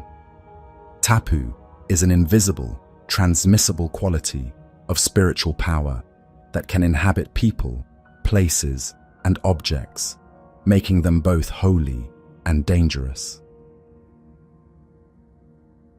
In Maori belief, every person possesses a spirit, or wairua, that can leave the body during dreams and that persists after death. The wairua of a chief or a powerful warrior was considered to hold immense mana, or spiritual authority. Upon their death, this power did not simply vanish. It saturated their bones, their treasured possessions, and, most importantly, their burial place. These locations became intensely taboo. They were zones of spiritual power where the rules of the ordinary world did not apply. To violate a tapu site, to trespass in a sacred burial cave, to disturb the bones of the dead, or even to eat food nearby, was to risk immediate and severe supernatural retribution. The ancestral spirits, the kehua, who guarded these places, would inflict sickness, madness, or death upon the transgressor. The haunting in this context is a direct consequence of disrespecting a sacred boundary. The spirits are the eternal guardians of their own sacred geography. This created a landscape alive with spiritual significance and invisible borders. A certain stretch of coastline, a volcanic mountain, or a grove of ancient trees could be tapu, its sacredness enforced by the spirits who resided there. This worldview synthesizes the concepts we have seen throughout this chapter. The spirits are often ancestral, linking back to the human dead, but their power is permanently fused with the land itself, creating a network of sacred sites that must be navigated with caution and respect. The Polynesian ghost is the ultimate enforcer of boundaries, a timeless guardian ensuring that the living never forget the sacred power that sleeps within the land. A ghost's restlessness, as we have seen, is often caused by the actions of others.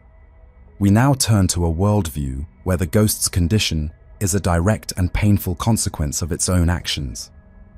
In the religious traditions of South Asia, particularly Hinduism and Buddhism, the afterlife is governed by the law of karma.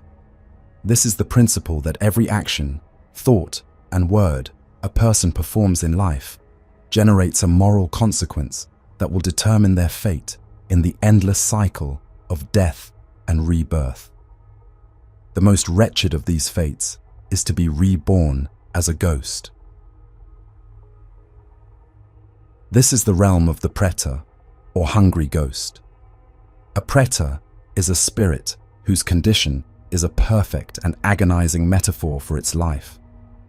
Those who were consumed by greed, jealousy, or compulsive desire in their earthly existence are reborn into a state of perpetual suffering, characterized by an insatiable hunger and thirst that can never be quenched. They are the embodiment of unfulfilled craving. Their physical appearance, as described in religious texts, is a direct illustration of their karmic punishment. They are often shown with mummified skin, rail-thin limbs, and grotesquely distended bellies, a symbol of their enormous but useless appetite.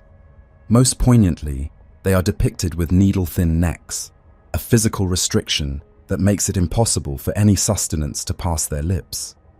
Even if they find a stream of pure water, it is said to turn to fire as they try to drink it. Their torment is absolute.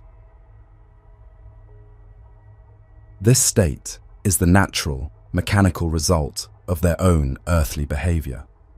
A life spent in selfish craving leads to an afterlife of pure, unfulfilled craving.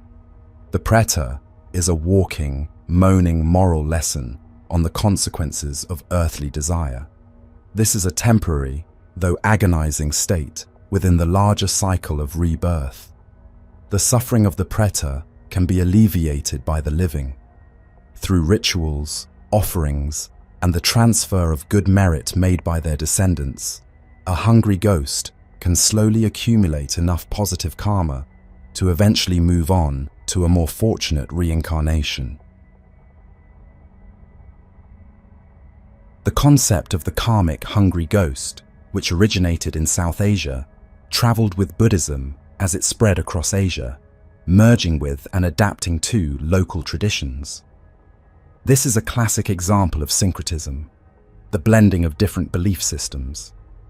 The Buddhist concept of a karmic hungry ghost did not replace Chinese ancestor worship. It fused with it, creating something new, a festival that cared for both one's own ancestors and the anonymous, suffering dead. This is the Hungry Ghost Festival, or Zhongyuan Jie, held on the 15th night of the 7th lunar month. During this time, the gates of the underworld are believed to open, and all spirits are free to roam the earth. The festival is a masterful blend of two distinct anxieties. It incorporates the traditional Chinese fear that one's own ancestors might become a troublesome gui if neglected. It also integrates the Buddhist concept of the preta, which became known in China as the egui, the hungry ghost. These are the spirits of those who died violently, whose graves are untended, or who have no living descendants to care for them. The festival is therefore an act of universal spiritual welfare. Families make lavish offerings to their own ancestors to ensure their comfort and continued blessings. They also make offerings for the benefit of the anonymous and dangerous egui. Food is left out on the streets, grand feasts are prepared for the spirits, and huge amounts of joss paper, representing money, clothes, and other luxury goods, are burned in large communal pyres. The goal is twofold: to care for one's own and to placate the potentially dangerous strangers. This act is a form of spiritual community service, rooted in a pragmatic understanding of the spirit world. The hungry ghosts, if left unfed, are a source of misfortune. Their desperation can cause them to bring sickness or bad luck. By feeding them, the community ensures that these wandering spirits are pacified, thus maintaining cosmic and social harmony. The festival is a sophisticated solution to a complex spiritual problem. It is an annual act of remembrance and compassion that acknowledges a profound truth. A society is responsible for its own kin, and also for the lonely and the forgotten. Our exploration of ghosts of consequence now takes us to a unique figure from the mystical folklore of Ashkenazi Judaism, the Dybbuk. The Dybbuk is a ghost whose restlessness takes the form of a violation. It is a disembodied human soul that, because of its past sins, has been denied entry into the cycle of reincarnation. Instead of wandering the earth, it seeks a shortcut back to life by taking possession of a living person. The word Dybbuk itself comes from a Hebrew verb meaning to cling. The Dybbuk is fundamentally human, a soul in torment. Its solution to its torment, however, is a transgression against the sacred order, a violation of the vessel of another soul. The possessed individual, often a young, pious woman, would suddenly exhibit alien behaviors.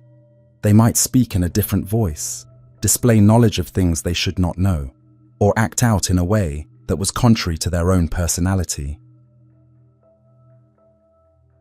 The stories of the Dybbuk often function as a form of social commentary. The possessing spirit would frequently use its new voice to publicly confess the hidden sins of the living community members, bringing secrets to light and forcing a moral reckoning. The possession was a crisis for the individual and for the entire community, whose secret transgressions may have contributed to the spiritual imbalance that allowed the Dybbuk to find a host. The solution to a Dybbuk possession was a communal religious ritual. A group of rabbis would confront the spirit, attempting to discover its name and the reasons for its suffering. Ultimately, they would perform a dramatic exorcism, using sacred incantations and the authority of the Torah to command the spirit to depart the body of its host and accept its fate. The Dybbuk is a tragic figure, a ghost whose crime is its refusal to remain dead, and whose story transforms a personal haunting into a public drama of sin, judgment, and communal purification. Our journey into the world of consequential ghosts concludes in the Caribbean, with the complex and syncretic religion of Haitian voodoo.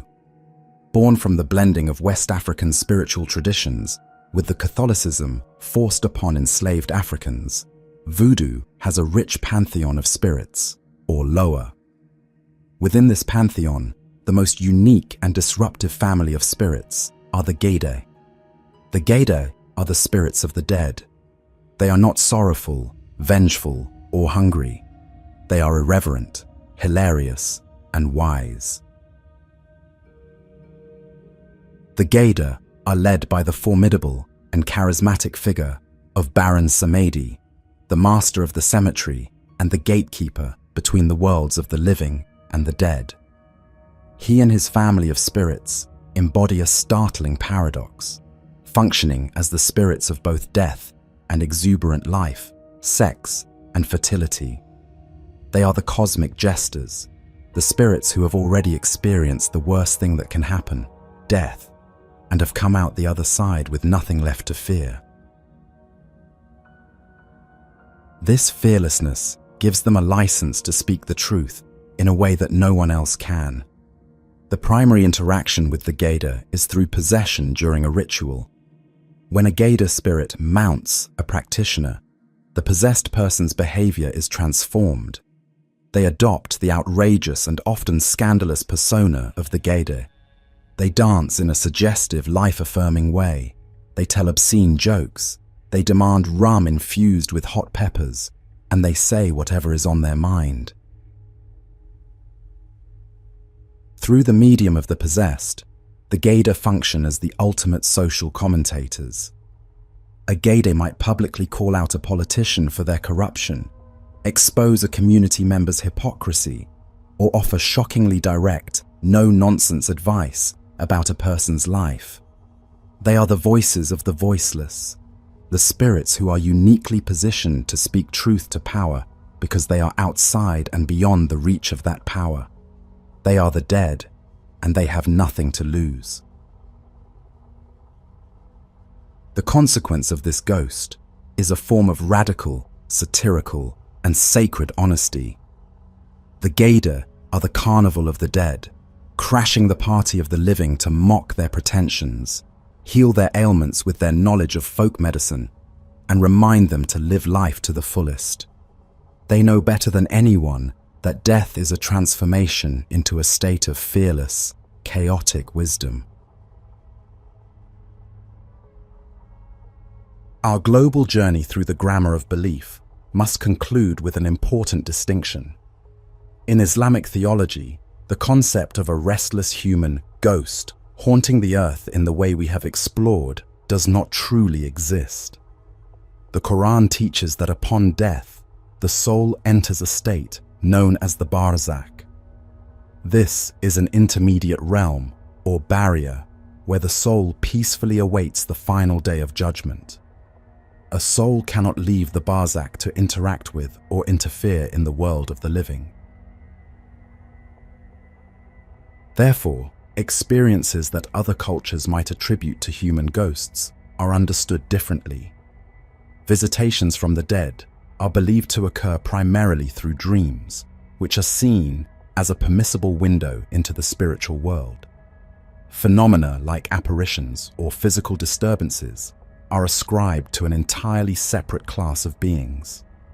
As we established at the outset of our inquiry, these beings are the jinn, intelligent, free-willed entities created from smokeless fire, who are fundamentally not human.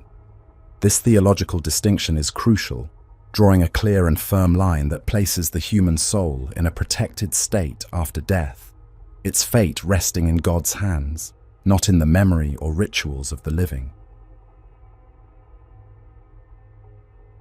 The modern ghost is a product of two great forces: unprecedented trauma and the arrival of scientific rationalism. But before the cataclysms of the 20th century created a mass market for grief, the stage was set by a peculiar phenomenon. This was the birth of spiritualism, a movement that sought to strip the ghost of its folkloric superstitions and transform the act of speaking with the dead into a repeatable, evidence-based, and almost scientific practice. The story begins in March 1848, in a small house in Hydesville, New York. Two young sisters, Margaret and Kate Fox, claimed to be in communication with the spirit of a murdered peddler, a story that was never substantiated, but which provided the dramatic origin for their claims. Their means of communication was startlingly direct, a series of mysterious rapping sounds that would answer questions, spell out words, and obey commands. The spirit telegraph was born. Word of the Rochester rappings spread like wildfire. Under the management of their older sister, Leah, the Fox sisters became national celebrities, conducting seances for paying audiences in packed theaters. Their methods established the basic grammar of the seance for the next century: the darkened room, the circle of sitters holding hands, and the medium as the sensitive instrument through which the spirit world could communicate. The movement they ignited tapped into a deep cultural need. This was an age of rapid industrialization and a corresponding crisis of faith. Spiritualism offered a revolutionary compromise, empirical proof of the afterlife. It promised that the survival of the human soul could be demonstrated, not just believed, through physical phenomena, raps, levitating tables, and ghostly apparitions that could be observed and tested. This drive to scientifically validate the supernatural led to the founding of a very different kind of organization. In February 1882, a group of leading academics and intellectuals at Cambridge University, including the philosopher Henry Sidgwick, established the Society for Psychical Research, or SPR. Their goal was to apply the same rigorous, unbiased methods of scientific inquiry to paranormal claims that were being applied to biology or physics. The SPR was a collection of scholars with varied perspectives. Its members spent decades investigating mediums, exposing frauds, and meticulously cataloguing first-hand accounts of apparitions and hauntings. Their ambitious data collection effort, exemplified by the landmark 1894 Census of Hallucinations, which surveyed 17,000 respondents, created a vast archive of human experience and a new vocabulary for analyzing it. Together, the popular spectacle of the seance and the scholarly inquiry of the SPR created a new cultural framework for the ghost. The ghost was now a subject of intense public debate and serious scientific investigation. This framework, the idea that the dead could be contacted and that their existence could be proven, was firmly in place when the great tragedies of the 20th century would transform this widespread curiosity into a desperate global need for answers. The 19th century fascination with contacting the dead did not arise in a vacuum. It followed a timeless historical pattern. A society's desperation to interact with the spirit world often correlates directly with the scale of death and social upheaval it is experiencing. To understand what would happen in the 20th century, we must first look back to the 14th, to the single greatest mortality event in European history, the Black Death. Between 1347 and 1352, the bubonic plague scythed through the continent, killing up to half of the entire population. In the face of a cataclysm of this magnitude, with no scientific understanding of transmission, the medieval mind had only one available framework for explanation: the supernatural. The plague was universally interpreted as an act of divine punishment, a sign of God's wrath upon a sinful world. This belief triggered a wave of extreme and desperate religious responses. Groups like the Flagellants emerged, marching from town to town, whipping themselves in public displays of penance hoping to appease the angry deity. Others turned to blame and persecution, accusing marginalized communities, particularly Jews, of poisoning wells and deliberately spreading the pestilence. The sheer scale of the death toll overwhelmed the established religious structures. The church seemed powerless. Priests, who were expected to give last rites to the dying, succumbed to the plague at an astonishing rate, leaving a spiritual vacuum. The old rituals and assurances were failing. This collapse of faith in the established order fueled a surge in folk magic, superstition, and a more direct, terrified relationship with the forces of the supernatural. The Black Death demonstrated a core principle of human psychology. When faced with an invisible, inexplicable, and indiscriminate force of death on a mass scale, the human mind will impose a narrative of agency upon it. It will seek a cause, a reason, and a way to appease the unseen forces it believes are responsible. This historical precedent, this blueprint of trauma leading to a desperate search for supernatural answers, was about to be replayed on an even larger global scale, with the tools and beliefs of the modern world. The framework for speaking to the dead was in place. The historical precedent was set.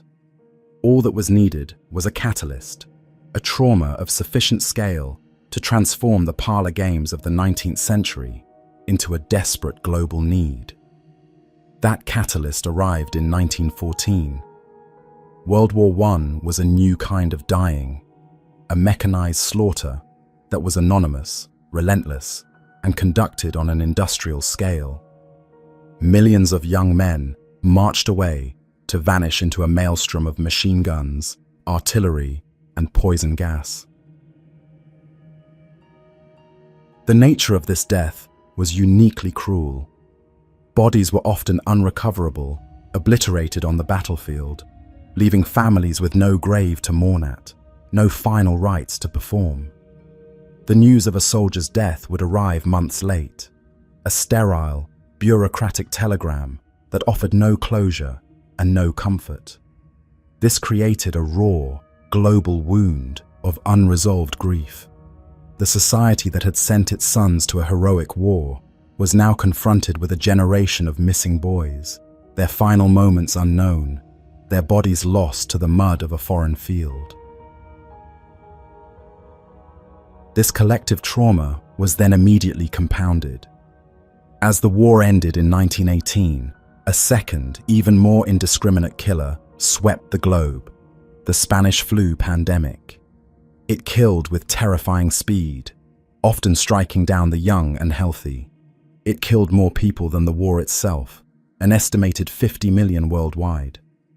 The twin traumas of the war and the pandemic created a mass market of grief on a scale unseen since the Black Death. An entire generation was now haunted by the very real ghosts of their own sons, husbands, brothers, and daughters. Into this vacuum of grief stepped the spiritualist movement. What had been a fascinating curiosity now became an essential service, a lifeline for millions who were desperate for one final conversation, for a simple reassurance that their loved ones were at peace. The professional medium was elevated to the status of a crucial grief counselor.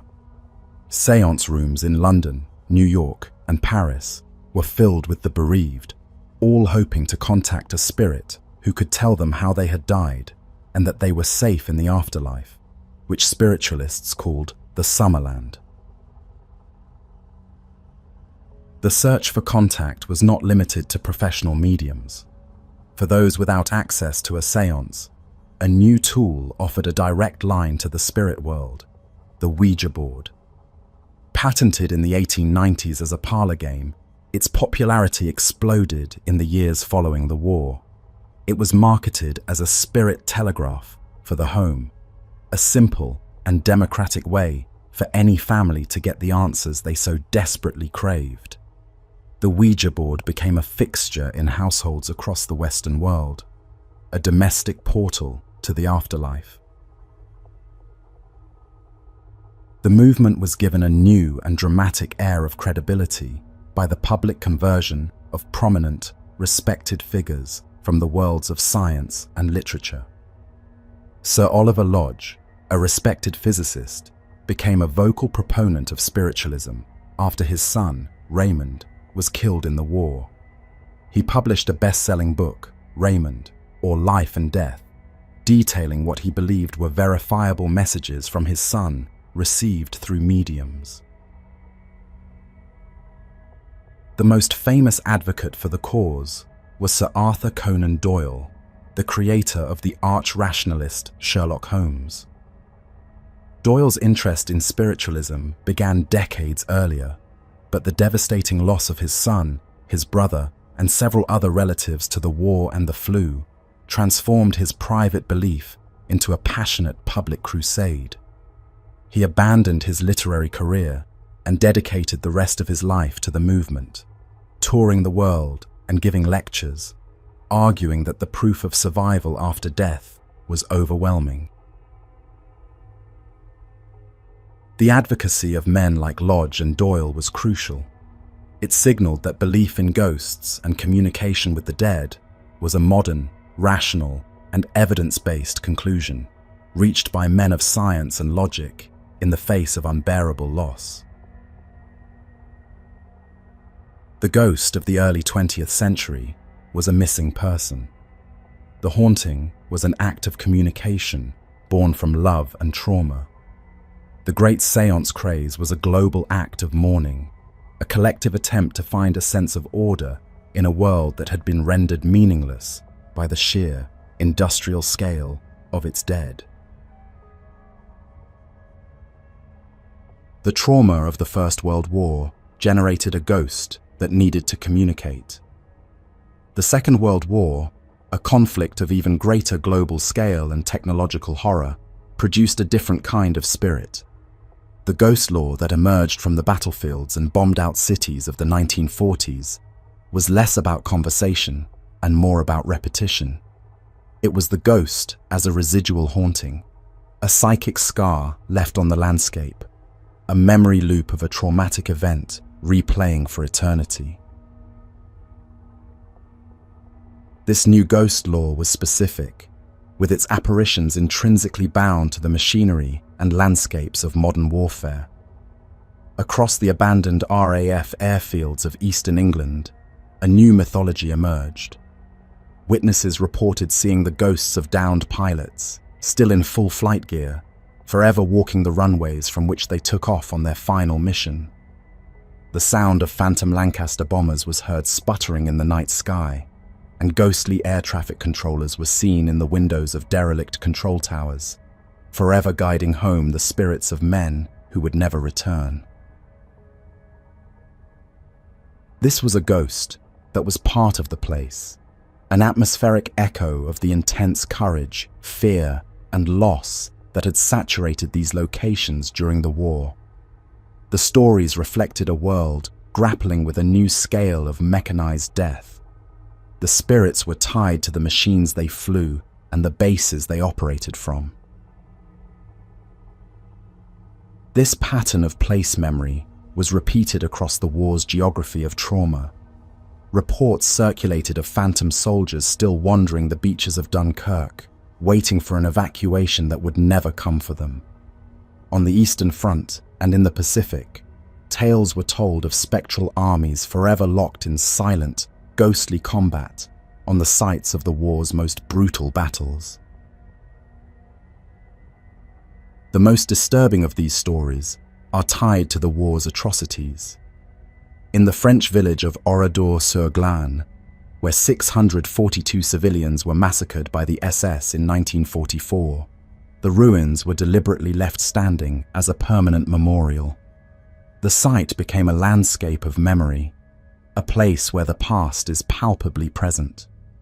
The folklore of the site speaks of residual sounds, the disembodied cries of the victims, the crackle of the fires, the sound of machine guns echoing from the ruins. This is the ghost as a form of testimony. It is the psychic imprint of a collective trauma. It is the land itself bearing witness to an unspeakable event. The ghost lore of World War II reflects a world saturated with a new kind of violence, leaving behind a new kind of ghost, one that does not need to speak, because the horror of its story is forever imprinted on the very stones and soil where it died. The story of the modern ghost is the story of a battle. It is a cultural conflict waged between two opposing forces, both of whom claim the authority of science and evidence. On one side is the paranormal investigator, the hunter, who uses technology to search for proof of the afterlife. On the other is the scientific skeptic, the debunker, who uses the same tools of reason to find rational explanations for the unexplained. This dialectic defines our contemporary relationship with the supernatural. While early groups like the Society for Psychical Research had approached paranormal claims with a cautious, open-minded curiosity, the cultural landscape of the 1970s demanded a more forceful response. A new wave of paranormal claims, from Uri Geller's spoon-bending to the sensational haunting in Amityville, was dominating the mass media. To a growing number of scientists, philosophers, and academics, this was a rising tide of irrationality that threatened public understanding of science itself. In 1976, this concern was formalized. A group of intellectuals, led by the philosopher Paul Kurtz, gathered to found the Committee for the Scientific Investigation of Claims of the Paranormal, or CSYCOP. The organization, now known as the Committee for Skeptical Inquiry, was a public defense of the scientific method. Its mission was to apply critical thinking, rigorous investigation, and reason to the extraordinary claims being popularized in books, television, and film. CSICOP's position was that paranormal claims, when subjected to proper scientific scrutiny, would be revealed as a mixture of fraud, self-delusion, and the misinterpretation of natural phenomena. Through its magazine, The Skeptical Inquirer, and its public appearances, the organization began a systematic, decades-long campaign to educate the public on the principles of critical thought. This was the birth of the organized skeptical movement. It established the core of the modern debate. One side would present an anomaly, a strange photograph, a recorded voice, an eyewitness account, as what they took to be evidence of the paranormal. The other side would respond with a battery of rational explanations.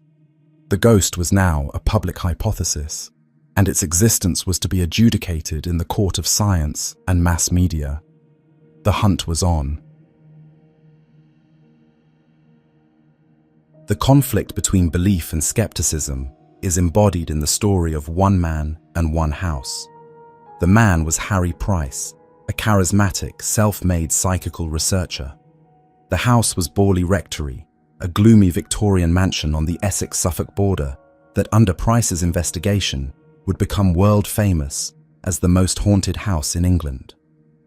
Their story is a tangled web of genuine phenomena, questionable methods, masterful publicity, and fraud, a perfect microcosm of the modern paranormal debate. Price was a complex figure, a dedicated investigator with the instincts of a master showman. A skilled magician by trade, he possessed an expert's knowledge of deception. He was also a pioneer in the field of psychical research, a member of the Society for Psychical Research who brought a new, hands-on, and technological approach to the study of hauntings. He assembled a portable laboratory of cameras, fingerprinting kits, and scientific instruments, determined to capture hard, empirical evidence of ghosts. His investigation of Borley Rectory began in 1929. The house had a long-standing reputation for strange phenomena, including the ghostly figure of a nun. Price, invited by a national newspaper, saw the potential for a major case. Over the next decade, his investigations documented a staggering range of alleged activity: mysterious footsteps, disembodied voices, objects being thrown, and cryptic messages scrawled on the walls. Price was a master of publicity. He fed his dramatic findings to the press, turning the haunting into a national sensation. He rented the rectory for a year, advertising for an army of observers to conduct a round-the-clock vigil. He created a detailed questionnaire for witnesses, a clear attempt to systematize and quantify the experience of a haunting. Through his books and newspaper articles, he constructed a compelling narrative, complete with a tragic backstory for the ghostly nun. However, Price's methods were always controversial.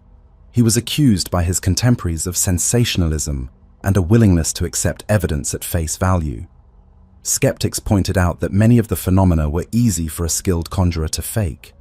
The lines were blurry. Was Price an objective investigator discovering a haunting, or a master showman creating one? The story reached its climax in 1939, when the rectory was gutted by a fire. After its destruction, he published his best-selling book, The Most Haunted House in England, cementing the legend. The debate over Borley did not end there. After Price's death, the Society for Psychical Research, the very organization he had once belonged to, published a devastating critique of his work. The SPR's investigation, known as the Borley Report, concluded that Price had manipulated and likely faked a significant portion of what was presented as evidence. They discovered that many of the key witnesses were unreliable, and that Price's own accounts were filled with embellishments and contradictions. They argued that the rectory's haunting was a legend built by the charismatic ambition of its chief investigator. The saga of Borley Rectory remains a foundational case study in the paranormal field. It represents the birth of the modern, media-savvy ghost hunt. It also serves as a stark cautionary tale. It demonstrates the profound difficulty of separating genuine anomaly from human error, wishful thinking, and outright deception. It is a story where the line between the investigator and the showman is almost impossible to draw. The modern haunting is a media event. The presence of cameras and reporters can transform a private, anomalous experience into a public spectacle. The case of the Enfield poltergeist, which began in a North London council house in 1977, is the quintessential example of this complex and ambiguous relationship. The reported phenomena were classic and theatrical: furniture moving on its own, objects being thrown, and a deep, rasping voice that seemed to emanate from young Janet Hodgson, one of the two sisters at the center of the case. The case was a media sensation, attracting the daily attention of the tabloid press. It also drew in investigators from the Society for Psychical Research, who documented hundreds of incidents. However, the investigation was plagued by ambiguity. The girls were caught on multiple occasions faking phenomena, such as bending spoons or hiding a tape recorder. They later admitted to faking some of the events to see if they would be caught. For believers, these pranks were irrelevant compared to the core of inexplicable events, which they argued were genuine. For skeptics, they were proof that the entire case was a clever hoax perpetrated by bored, attention-seeking children. The Enfield case remains a flashpoint for debate, a Rorschach test for belief. It is a story where the possibility of a genuine paranormal presence is hopelessly entangled with the known reality of childish pranks and the amplifying effect of intense media attention. The question is not just what happened, But what happened once the cameras showed up? Across the Atlantic, a far less ambiguous case would define the media haunting for a generation. In 1975, the Lutz family fled their new home in Amityville, New York, after just 28 days, claiming to have been terrorized by a demonic presence. The house had been the site of a horrific mass murder a year earlier, a backstory that provided a perfect narrative hook. The family's story, full of green slime, swarms of flies, and a demonic pig-like creature, was an immediate media sensation. The story was quickly turned into a best-selling book, The Amityville Horror, and a blockbuster film. It became a cultural touchstone, defining the trope of the suburban family haunting for millions. The Amityville case, however, was quickly and comprehensively debunked. Later investigations and lawsuits revealed that the entire story had been fabricated by the Lutz family in collaboration with the murderer's defense lawyer. The lawyer, William Weber, admitted that they had invented the haunting over several bottles of wine, hoping to create a lucrative book deal. Every element of the terrifying story was a fiction. Crucially, both the family who lived in the house prior to the murders and subsequent residents after the Lutzes fled reported no paranormal phenomena whatsoever. The evidence indicates the story of the Amityville haunting was conceived for financial profit. These two cases represent the two poles of the modern, mediated haunting. Enfield is the ambiguous puzzle, a story where the truth is a complex mixture of genuine strangeness and human trickery, all amplified by the media. Amityville is the cynical conclusion, a story that was a complete and deliberate media fabrication from its inception. Together, they demonstrate the central challenge of the modern ghost story. In an age of mass media, it is often impossible to separate the phenomenon from its packaging. The harsh, brilliant light of modern skepticism was personified by one man, James Randi. Known professionally as the Amazing Randi, he was a world-class stage magician and escape artist who, in the latter half of his career, turned his formidable talents to a new purpose. As a leading fellow of CSYCOP, he became the world's foremost investigator and debunker of paranormal claims, driven by a magician's intimate understanding of how easily the human mind can be deceived. Randi argued that scientists, for all their expertise in their own fields, were often the easiest people to fool. They were trained to observe nature, which does not cheat, and were therefore unprepared for a human subject who would. To prove this point, and to deliver a devastating critique to the field of parapsychology, Randi launched his most audacious operation in 1979. It was called Project Alpha. The project began when a well-funded research laboratory at Washington University in St. Louis announced it was seeking individuals with psychokinetic abilities for study.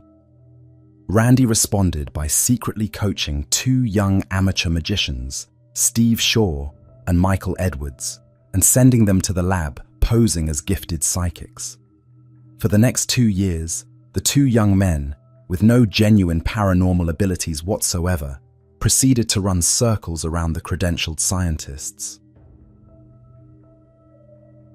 Using the simplest sleight-of-hand tricks, subtly bending spoons with their hands when no one was looking, or tilting a digital clock display with a hidden wire, they produced a stunning variety of psychic phenomena under what the researchers believed were controlled laboratory conditions.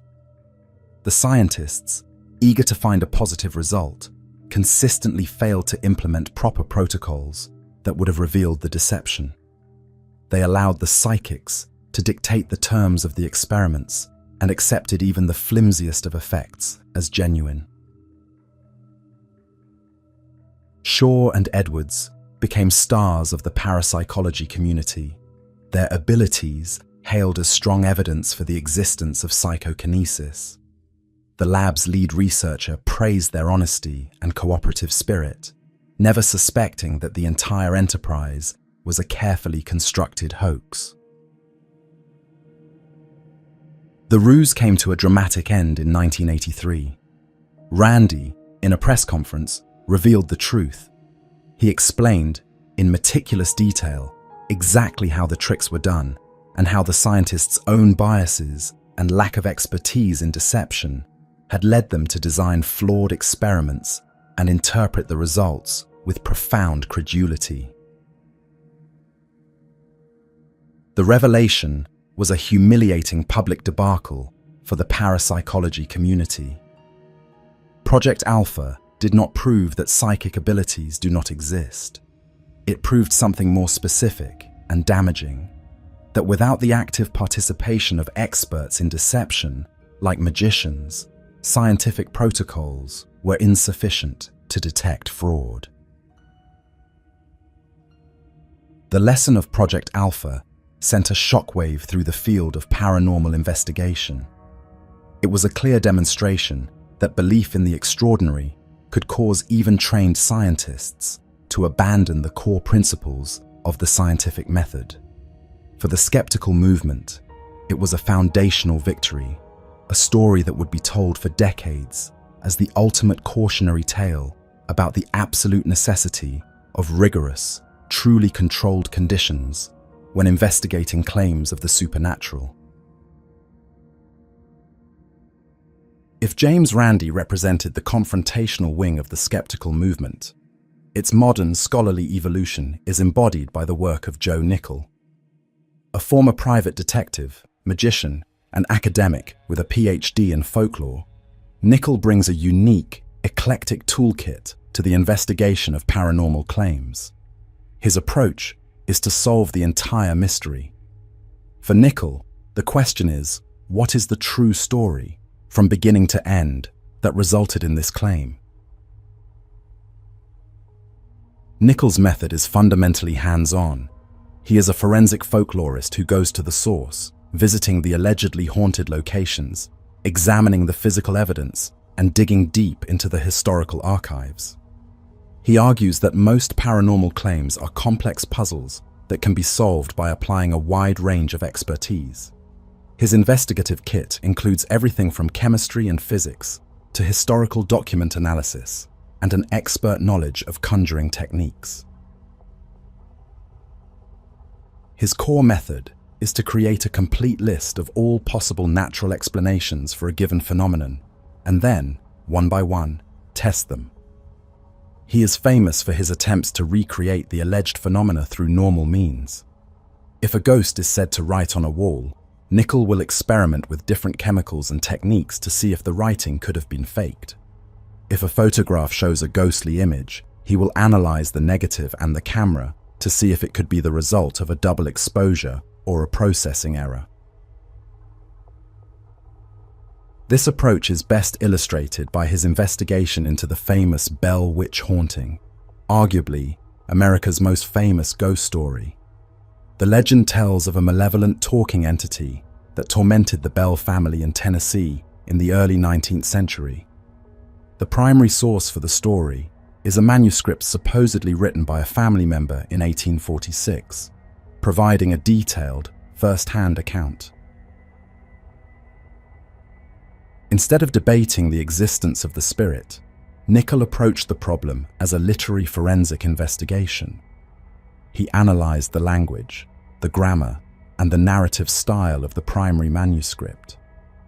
He concluded that the document was a later work of historical fiction, likely created by the man who first published it in the 1890s. He pointed to anachronisms in the language and narrative tropes that were common in the fiction of the late 19th century, but absent from the writings of the period in which it was supposedly written. He discovered that the publisher, Martin Ingram, had a financial and personal interest in promoting the story. For Nickell, the solution to the Bell witch haunting was a hoax, a piece of folklore that was codified and mythologized 50 years after the fact. His method provided a complete, alternative explanation that accounted for the story's origin, its content, and its persistence. This is the modern skeptical model in its most complete form. A patient, multidisciplinary investigation that seeks to uncover the full, and often surprisingly complex, human story behind the ghost. The modern skeptical investigator's primary tool is diagnosis. The approach is to treat a haunting as a collection of individual symptoms, each of which may have its own rational, physical cause. As we briefly introduced, the environment itself is a prime suspect in generating the sensations of a haunting. When examined forensically, many of the most common ghostly phenomena have direct and often surprisingly simple physical explanations. The classic cold spot is a cornerstone of ghost lore, the sudden, localized drop in temperature believed to signal a spirit drawing energy from the air. It is also a textbook example of thermal convection. Old, large, and allegedly haunted houses are notoriously drafty. Cold, denser air from a poorly sealed attic or chimney will sink, flowing down staircases and pooling in specific areas on the ground floor. A person walking through this invisible pocket will experience the exact sensation of a paranormal cold spot.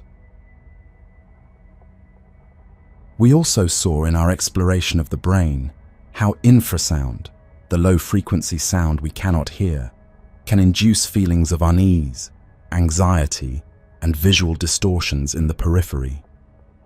A thorough environmental diagnosis of a haunted location can reveal a source of this phenomenon, such as a nearby highway or a faulty ventilation system, that is generating the precise physical sensations that prime a person for a paranormal experience.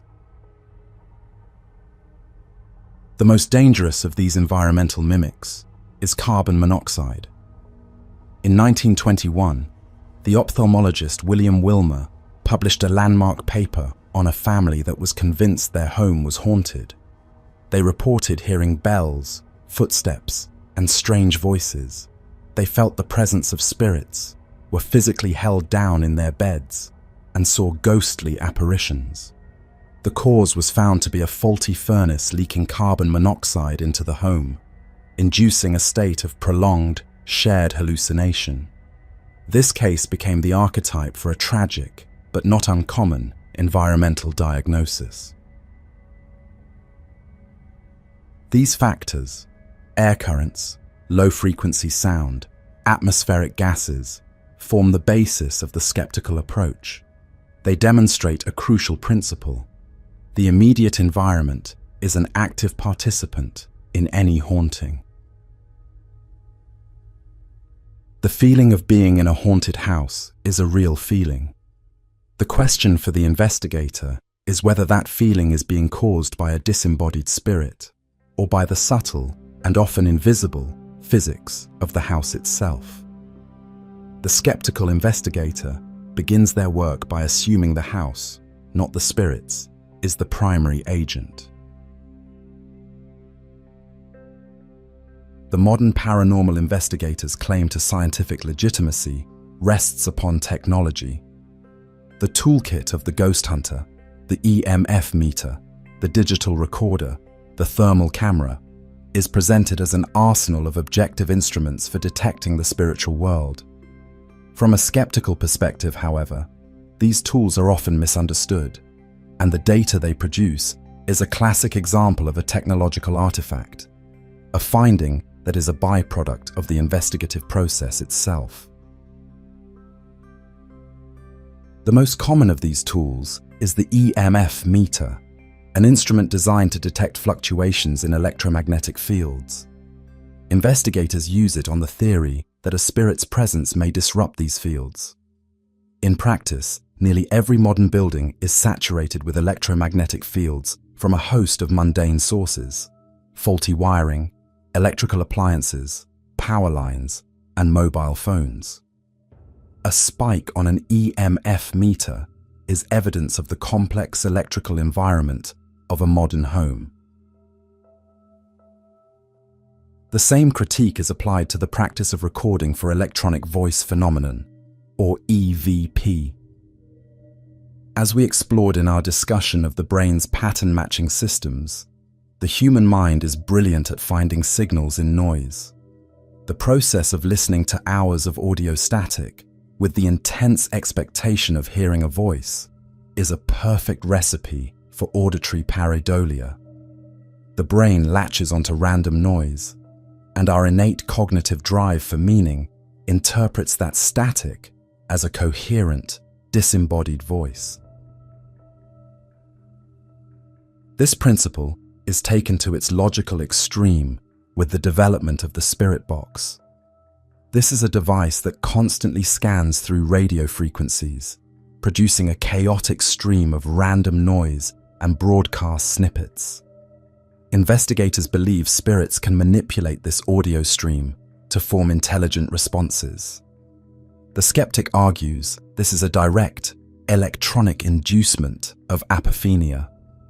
The listener's brain is presented with a torrent of random syllables and sounds, and, primed by the question just asked, it will inevitably stitch together a seemingly meaningful, but ultimately coincidental, response from the noise. From this perspective, the technology of the ghost hunt amplifies our innate cognitive biases.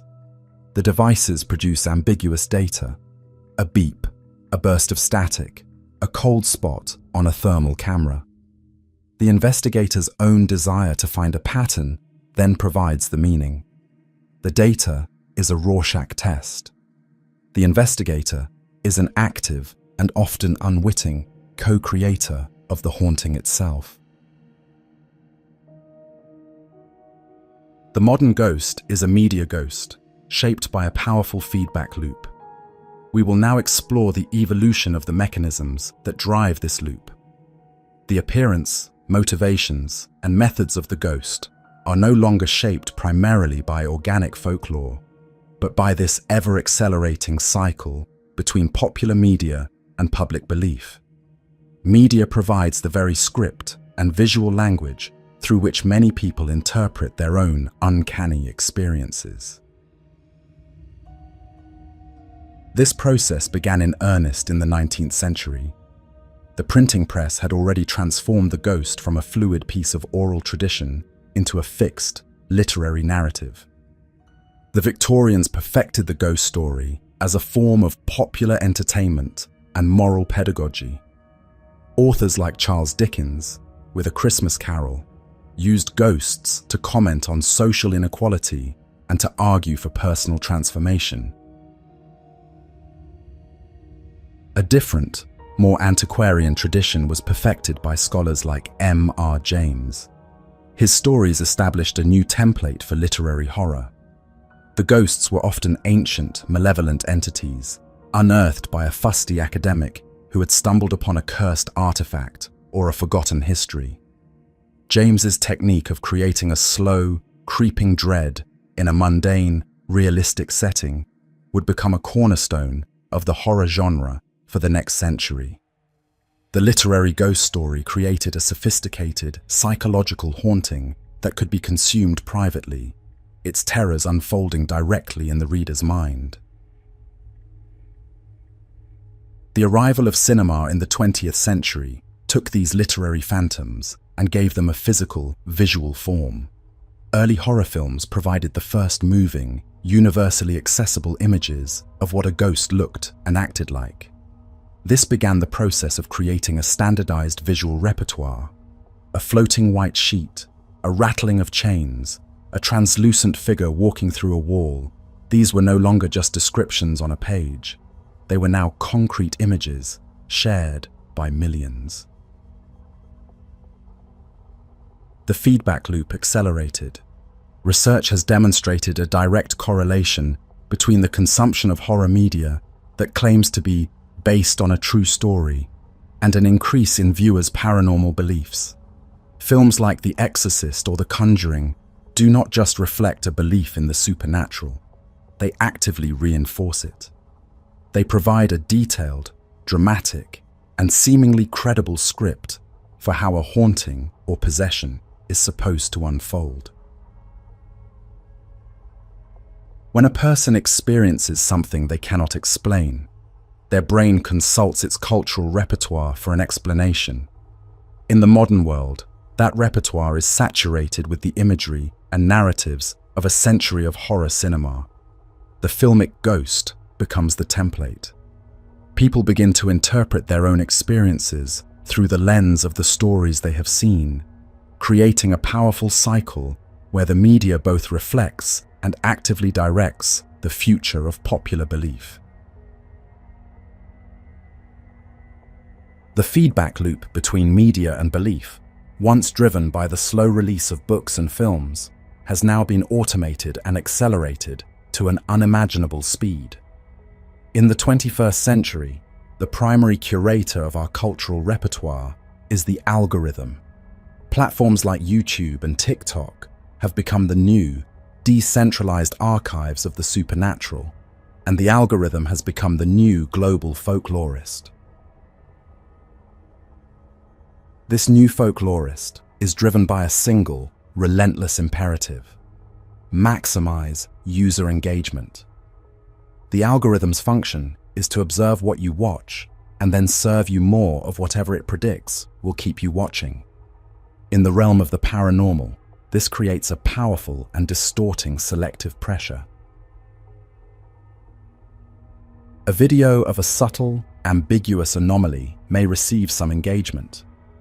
A video with a dramatic title, a sensational thumbnail of a ghostly face, and a loud jump scare will almost always generate a stronger user reaction. The algorithm observes this. It learns that high arousal, sensational content is the most effective at capturing and holding human attention. As a result, it selectively amplifies the most extreme examples of evidence. The system creates a self-reinforcing echo chamber where the most outlandish claims are rewarded with the greatest visibility.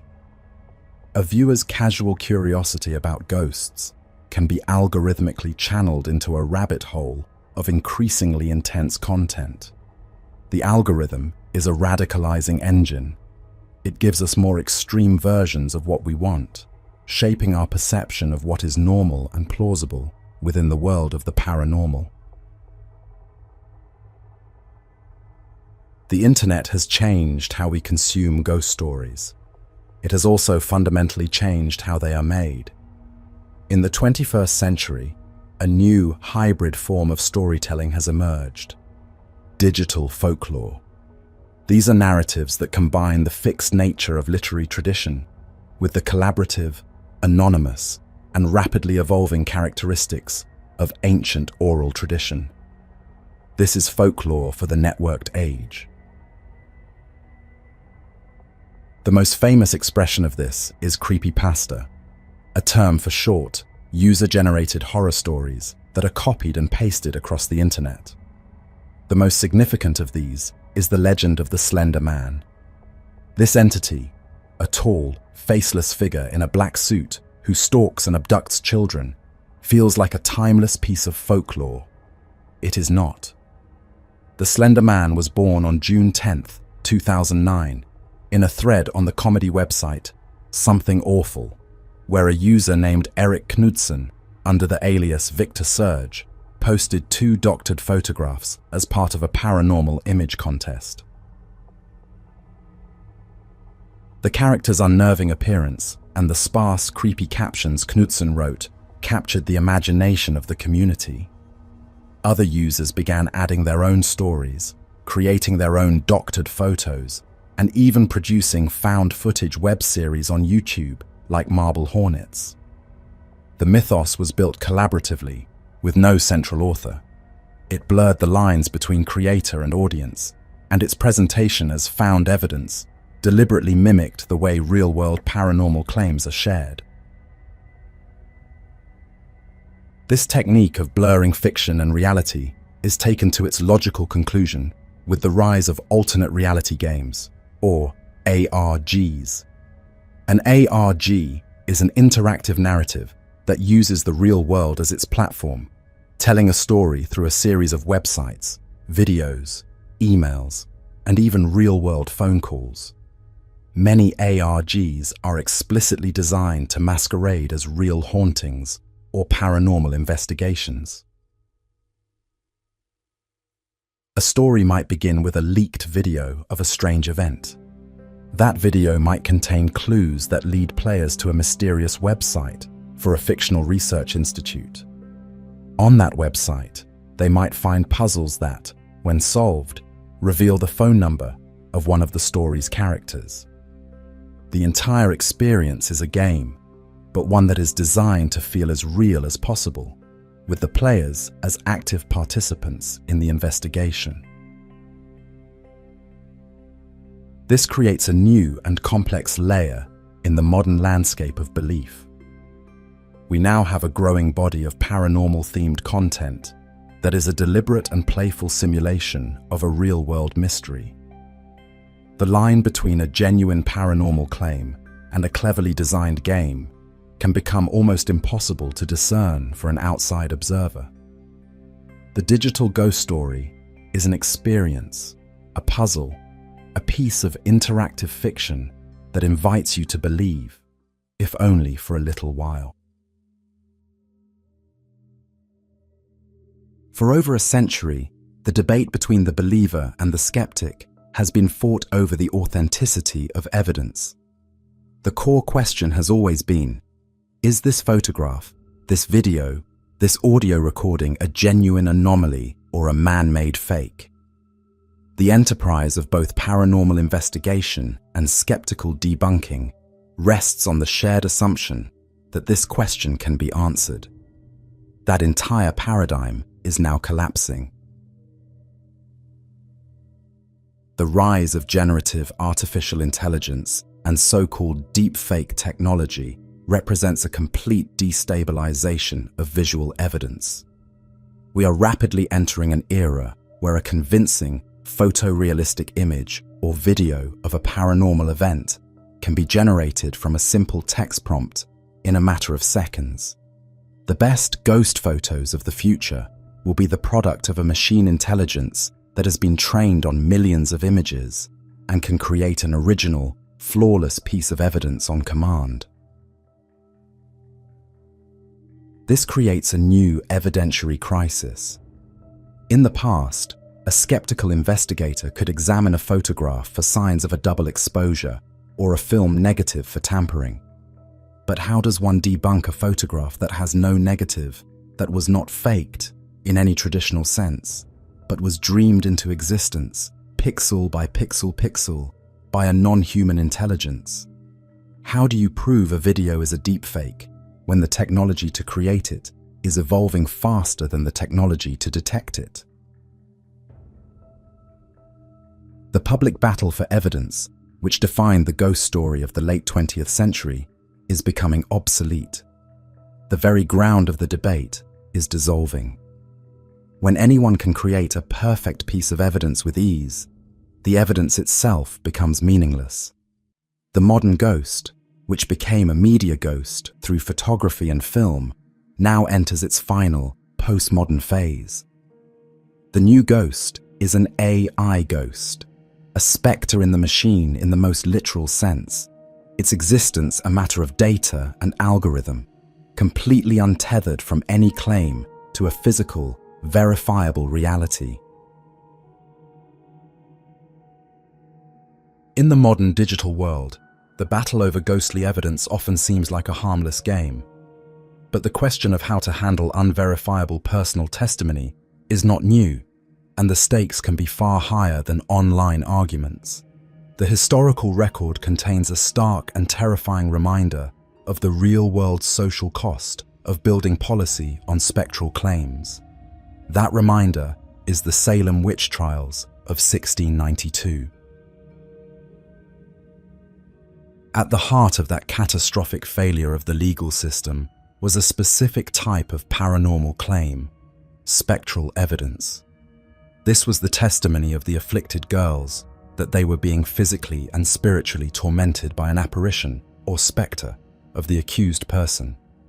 This spectre, invisible to everyone else in the courtroom, could allegedly pinch them, bite them, and tempt them to sign the devil's book. For a brief, fatal period, the Court of Salem accepted this subjective, personal experience as legal fact. The magistrates, in a misunderstanding of both law and human psychology, ruled that the devil could not impersonate an innocent person. Therefore, if the accuser saw the spectre of a woman tormenting her, it was taken as proof that the accused woman had made a pact with the devil. The internal vision of one person became the legal reality for another. This is the ultimate feedback loop. A belief, amplified by social panic and given authority by the legal system, gained the power to kill. The unverifiable claims of a few became the death sentence for 20. The tragedy of Salem serves as the ultimate cautionary tale for our modern evidentiary crisis. It is a permanent and chilling reminder that the stories we tell about the unseen world are never just stories. They are reflections of our anxieties, our beliefs, and our willingness to accept the unseen as evidence. And when that evidence is given power, it has the very real potential to do profound and irreparable harm. Our journey has taken us from the dawn of consciousness to the dawn of the digital age, from the tombs of Egypt to the courtrooms of Salem. At the end of this journey, a central truth emerges. The ghost story, in all its countless forms, is rarely just a story about the dead. It is almost always a story about the living. It is a remarkably adaptive narrative tool, a flexible imaginative resource that cultures use to navigate their most urgent worldly concerns. We have seen this principle at work across the globe. The Roman fear of the lemurs was a story about the living's sacred obligation to perform burial rites, a tool for enforcing social cohesion. The medieval ghost of purgatory was a story about the power of the church and the economy of salvation, a narrative that reinforced theological doctrine. The terrifying Japanese onryo, the ghost of a powerless woman who returns from death with unstoppable agency, is a story about the consequences of betrayal and the rage of the disenfranchised. The sorrowful wail of La Llorona is a story that allows a culture to process the deep and unresolved historical trauma of colonial conquest. Even the bawdy, satirical possessions of the Haitian Gede are a story about speaking truth to power, a way for the living to use the dead as a vehicle for social commentary. In each case, the ghost functions as a mirror. It reflects the anxieties, the power structures, the moral codes, and the deepest held values of the society that imagines it. The ghost gives a voice to the forgotten, a form to our fears, and a narrative to the inexplicable. It is the language we have created to talk about things that are otherwise too difficult to discuss. Our obligations to each other, the injustices of our world, and the grief we carry for those we have lost. The ghost is a mirror of culture, but the mirror itself is a product of our evolution. Our journey through the architecture of the mind has revealed that the human brain is an active, biased interpreter of reality. It is an organ hardwired with a set of cognitive defaults that make belief in unseen agencies the path of least resistance. We are all the descendants of the most paranoid and cautious ancestors. Our brains are equipped with a hyperactive agency detection device, the instinct that interprets a sudden noise as a predator, not the wind. This was a life-saving adaptation on the savannah, and it remains our first, pre-rational hypothesis when a floorboard creaks in an empty house. The spark of "something is here" is a feature of our design. Once that spark is ignited, our mind's pattern-matching systems, pareidolia and apophenia, immediately go to work. They are the artists that take the raw static of ambiguous sight and sound and paint a face, find a voice, and construct a narrative. They give a form and a story to the formless feeling of presence. This is all built upon the foundation of our theory of mind, the very tool that allows us to build societies.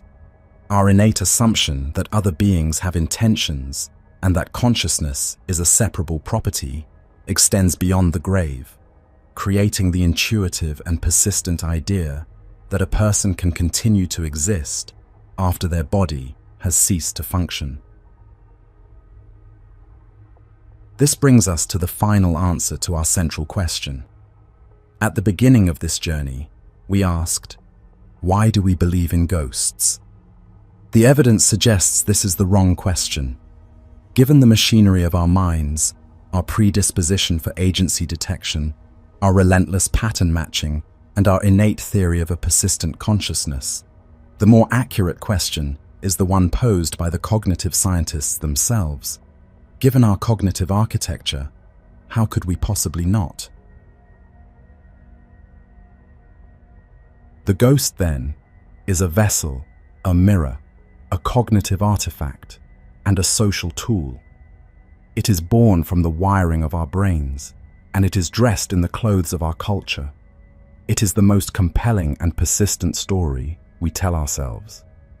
But beneath the science and the history, the folklore and the fear, the ghost story is, in the end, an expression of a relationship. It is the story of the relationship between the living and the dead. This relationship is defined by an obligation. We see it in the offerings left at an Egyptian tomb, the performance of a Korean Jiza rite, the annual placation of the Roman lemures. In every culture, there is an understanding that the dead have needs, and it is the sacred and inescapable duty of the living to meet them. The most fundamental of these needs is simply to be remembered. The ghost is a testament to the fact that a person is a presence in the minds of others, and that presence demands to be maintained. This obligation is a two-way street.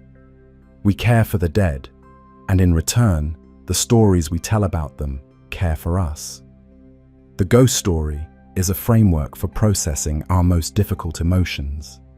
It gives a narrative shape to the chaos of grief. It provides a supernatural agent of justice in a world that often seems to have none. It allows us to believe that the bonds we form with those we love are not so easily severed by the veil of death. The question of whether ghosts are real is, in the end, the least interesting question we can ask.